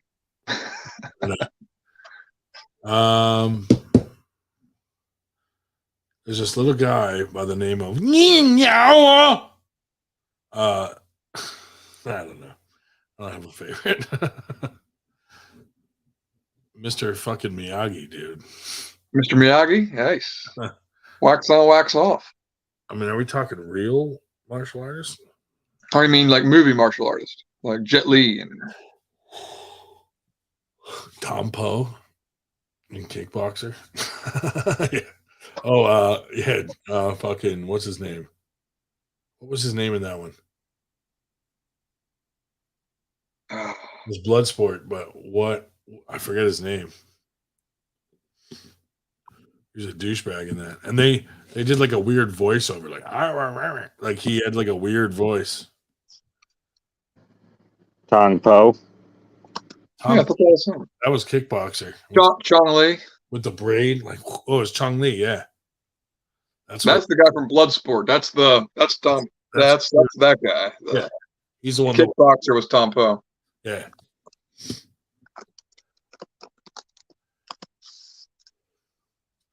Yeah, Donnie Yen is fucking awesome. What was his name?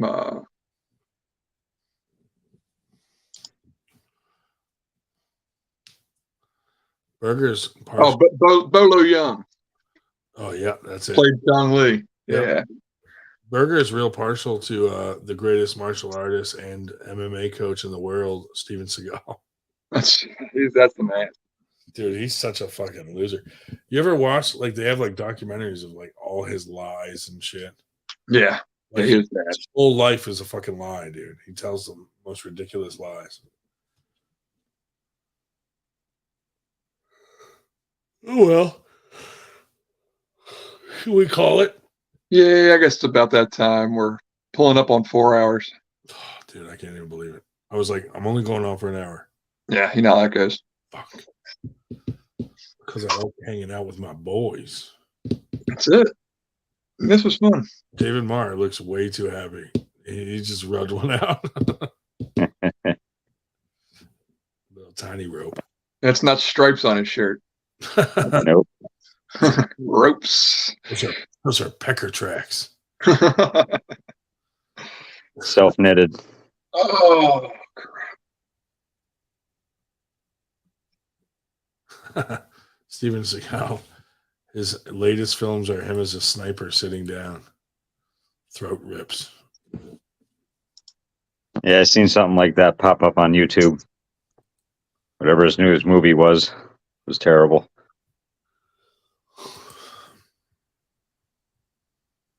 Yeah, well, whatever happens with Paul Italia, I hope it works out well, and he can like maybe reach out and actually talk to us and not just talk shit and be weird about it the whole time.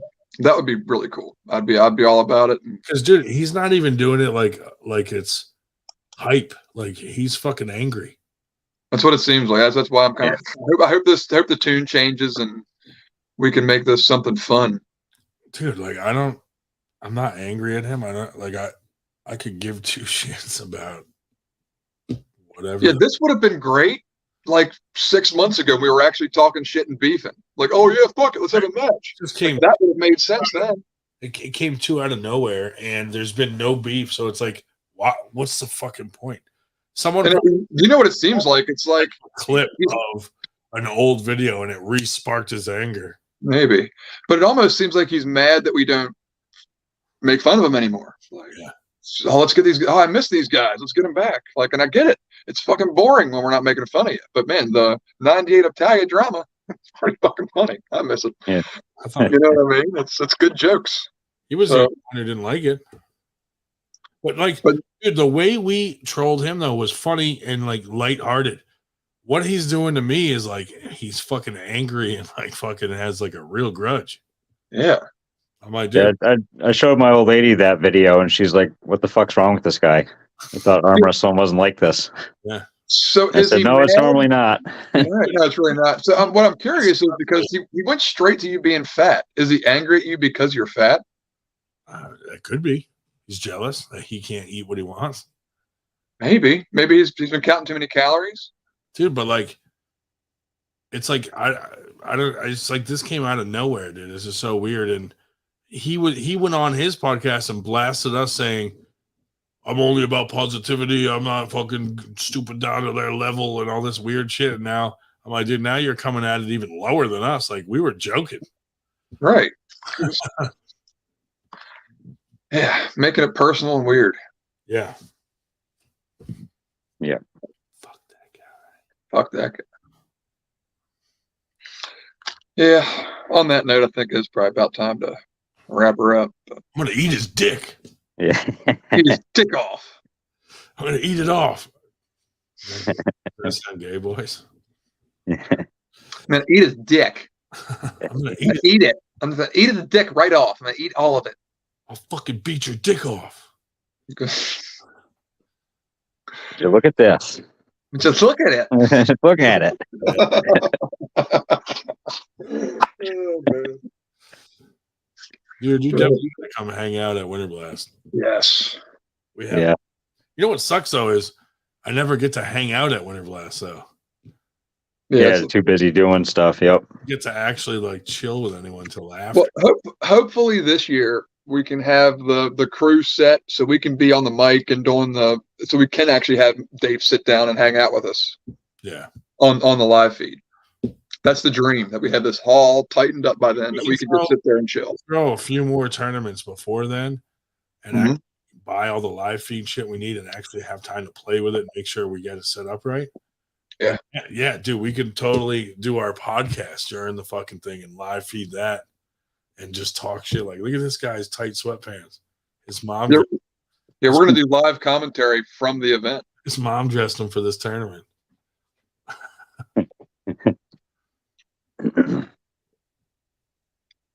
Yeah, definitely be fun. We got to get an escalator for the fucking for the stage so that Dave Shell can fucking get up on there.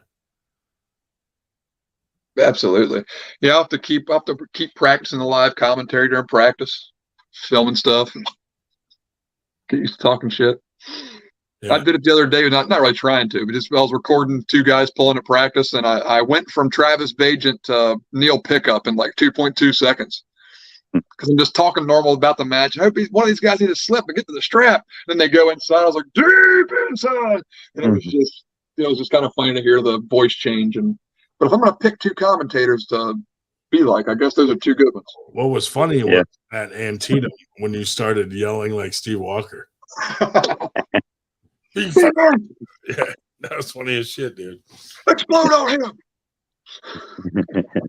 Dude, I got on the mic during Elsesser's match, and I was like, I don't know where he found green fucking pants this tight to match his hair. Like, I made fun of him hard on that, and he didn't say. I don't think he realized how badly I made fun of him. It's like, who the fuck has a mohawk, dude? He's here for a serious ass super match. All you can do is make fun of his pants. Just crushing him on his pants, dude. They were like, I was like, dude, those are hugging his calf so tight. Like, I don't even know how he's going to get them off. You just cut them off. You know what I mean? What do you do? Are they one? They were some skinny, form-fitting joggers, man. Like one and dones, dude. You put them on once, and then you have to cut them off with like medical shears. like you have a wound, and they're just cutting your pants off. Like, dude, someone take his fucking. I'm pretty sure his feet are blue. That's why he looks so. That's how he makes weight. It's like, you know how like the Asians wrap their feet. Yeah, he wraps his legs. The ones that wrap them and they end up like little feet like this, and they're all bunched up like that. Yeah.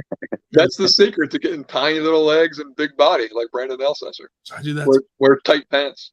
Should I do that to my daughter's feet? If I start now, by the time she's like 12, they'll be like little bricks. Oh, they'll definitely be super twisted up and short. Yeah, you should. That's how you keep them subservient. So she can't run away from me when I want to beat her ass. Yeah. Dude, I always joke around with her and say that, like, when she was younger, I'd be like, get over here, I'm going to beat your ass. And she repeated it. And I'm like, well, now I can't say that.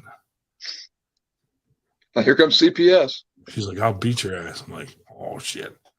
She's going to start school and fucking say that to the guidance counselor or something. We cuss around our son. We just taught him early what not to say. Yeah. Mm-hmm. So that way he's not like thinking he can say shit if he hears it the first time. So I'd rather him know that he can't say that than but never hear it before. She'll hear one of us say like, oh shit, and then she's like, oh shit, and we're like, don't say that. And just like, oh shit, oh shit, oh shit, like thinks it's funny, you know? Yeah, I always told my son, I was like, you talk with your friends that way, you don't talk in front of adults that way. That's it. And he pretty much has stuck with that. Never heard him swear. Oh, now that he's getting older, he might slip up now, but sure. Never swore in front of us. But if I went and put my ear up next to his door and he was playing with his friends online, you could hear him dropping all sorts of crap. I'm like, oh, I didn't know he knew all that. That happened with my 12-year-old nephew, dude. Like, I walked away and he's on his headset on fucking PlayStation or whatever, and he's like, you fucking cocksucker. Piece of shit and all this. I'm like, whoa, buddy. Yeah. What the hell, dude? You're 12. And he's like, oh, sorry. They all talk like that. I'm like, yeah. I was like, give me that. I'll talk to him, dude. I'm going to come to your house and fuck your mother. Oh, they get wild on there, man. Make you watch. No. Do you know what a cuck is? Did I miss all the talk about the finals yesterday? Yes. Yes, you did. Tim Lewis was on talking about it. A couple other special guests, Lincoln Munger. Dave Shell gave his account. Dave Shell read a book and everybody fell asleep. Yeah. There were 30 people on this podcast 5 minutes ago until fucking Dave Shell said goodbye and had to tell gave us his garbage itinerary. His life story, and everybody fell asleep and left the podcast. Oh shit. Down to 11. He means well. He means well. He does. Good man. So everyone thinks Dave is way too happy. Luke asked, "What do you do for a living? Judge bikini contests?" Dude, he left and came back and was happier when he came back. What did you go do? Then I just put my son to bed. That was it. You get that Amber Alert back up. Yes. Amber. Yeah. Oh man, is he still there? Who, his son? Yeah. So bad. Did you tell Tim that you had a son? Shell is separating the rubbish and the recyclables. Poor guy. Probably takes him an hour to walk down to the trash. Dude, the other night he was on here and I had to fucking like mute him because he's out on his front porch and like fucking motorcycles are going by and shit. I'm like, dude, I don't know if you can't hear that, but we can. Yeah. It's like, mute that shit. That's funny. Yeah. All right. Well, we are now at the 4-hour mark. I'm calling it. We're going to sit here and keep bullshitting if we don't.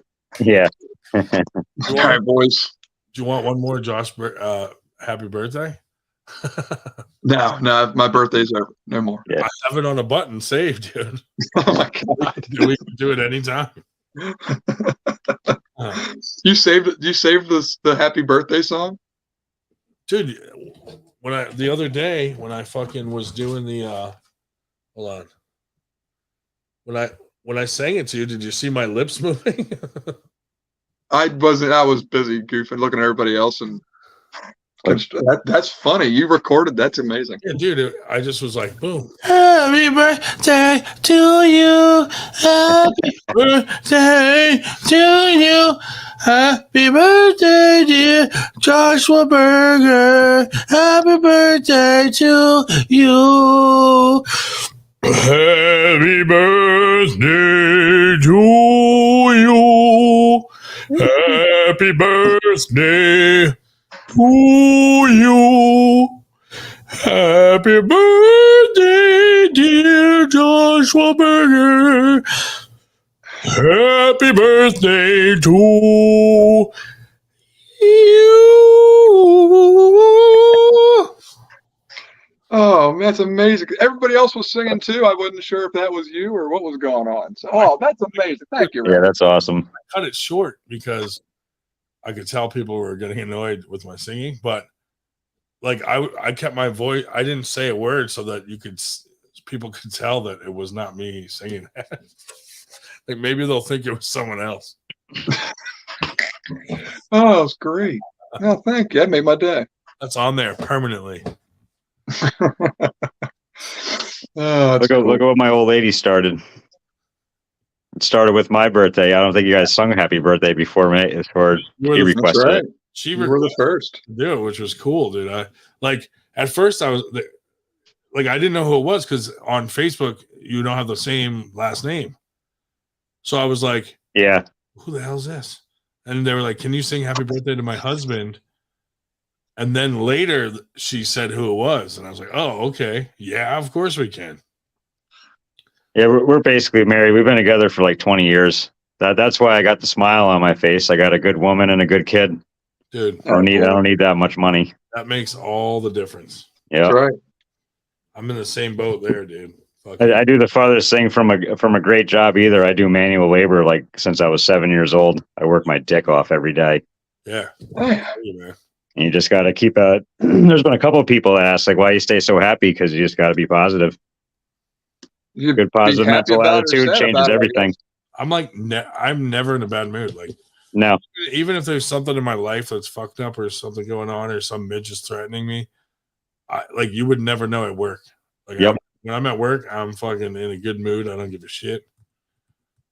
I just joke around all day. Like the guys I work with, like I talk to them like we do, and it's just a fucking all day joke, you know? Gotta have fun, otherwise it just drive you nuts. Yeah.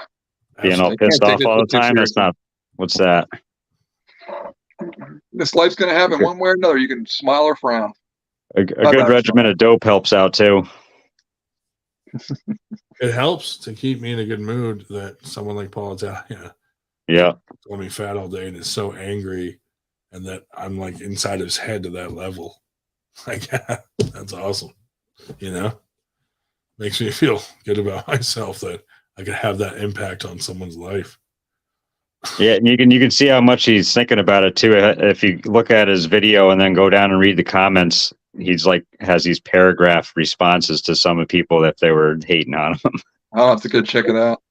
I I'm didn't. still shadow banned on YouTube for his channel, so I can't. I did comment, but He said he unblocked me. he can't see it. I think he did unblock me because he messaged me. So Okay. Yeah, he unblocked me on the Facebook, but not on anything else. but I don't see a point on going on his page and like going under the video and like trying to blast him back. Like, Let's do it on our podcast. yeah, exactly. He obviously he's hearing it because he came on. Fuck that guy. Fuck him. Right. On that note, fuck that guy. I'm out, boys. All right. Later. Good, Josh. Later, fellas. Later. I gotta figure out how to shut this thing off. Fuck you guys. Fuck Fuck you, that guy. fucker. Fuck to the fuck.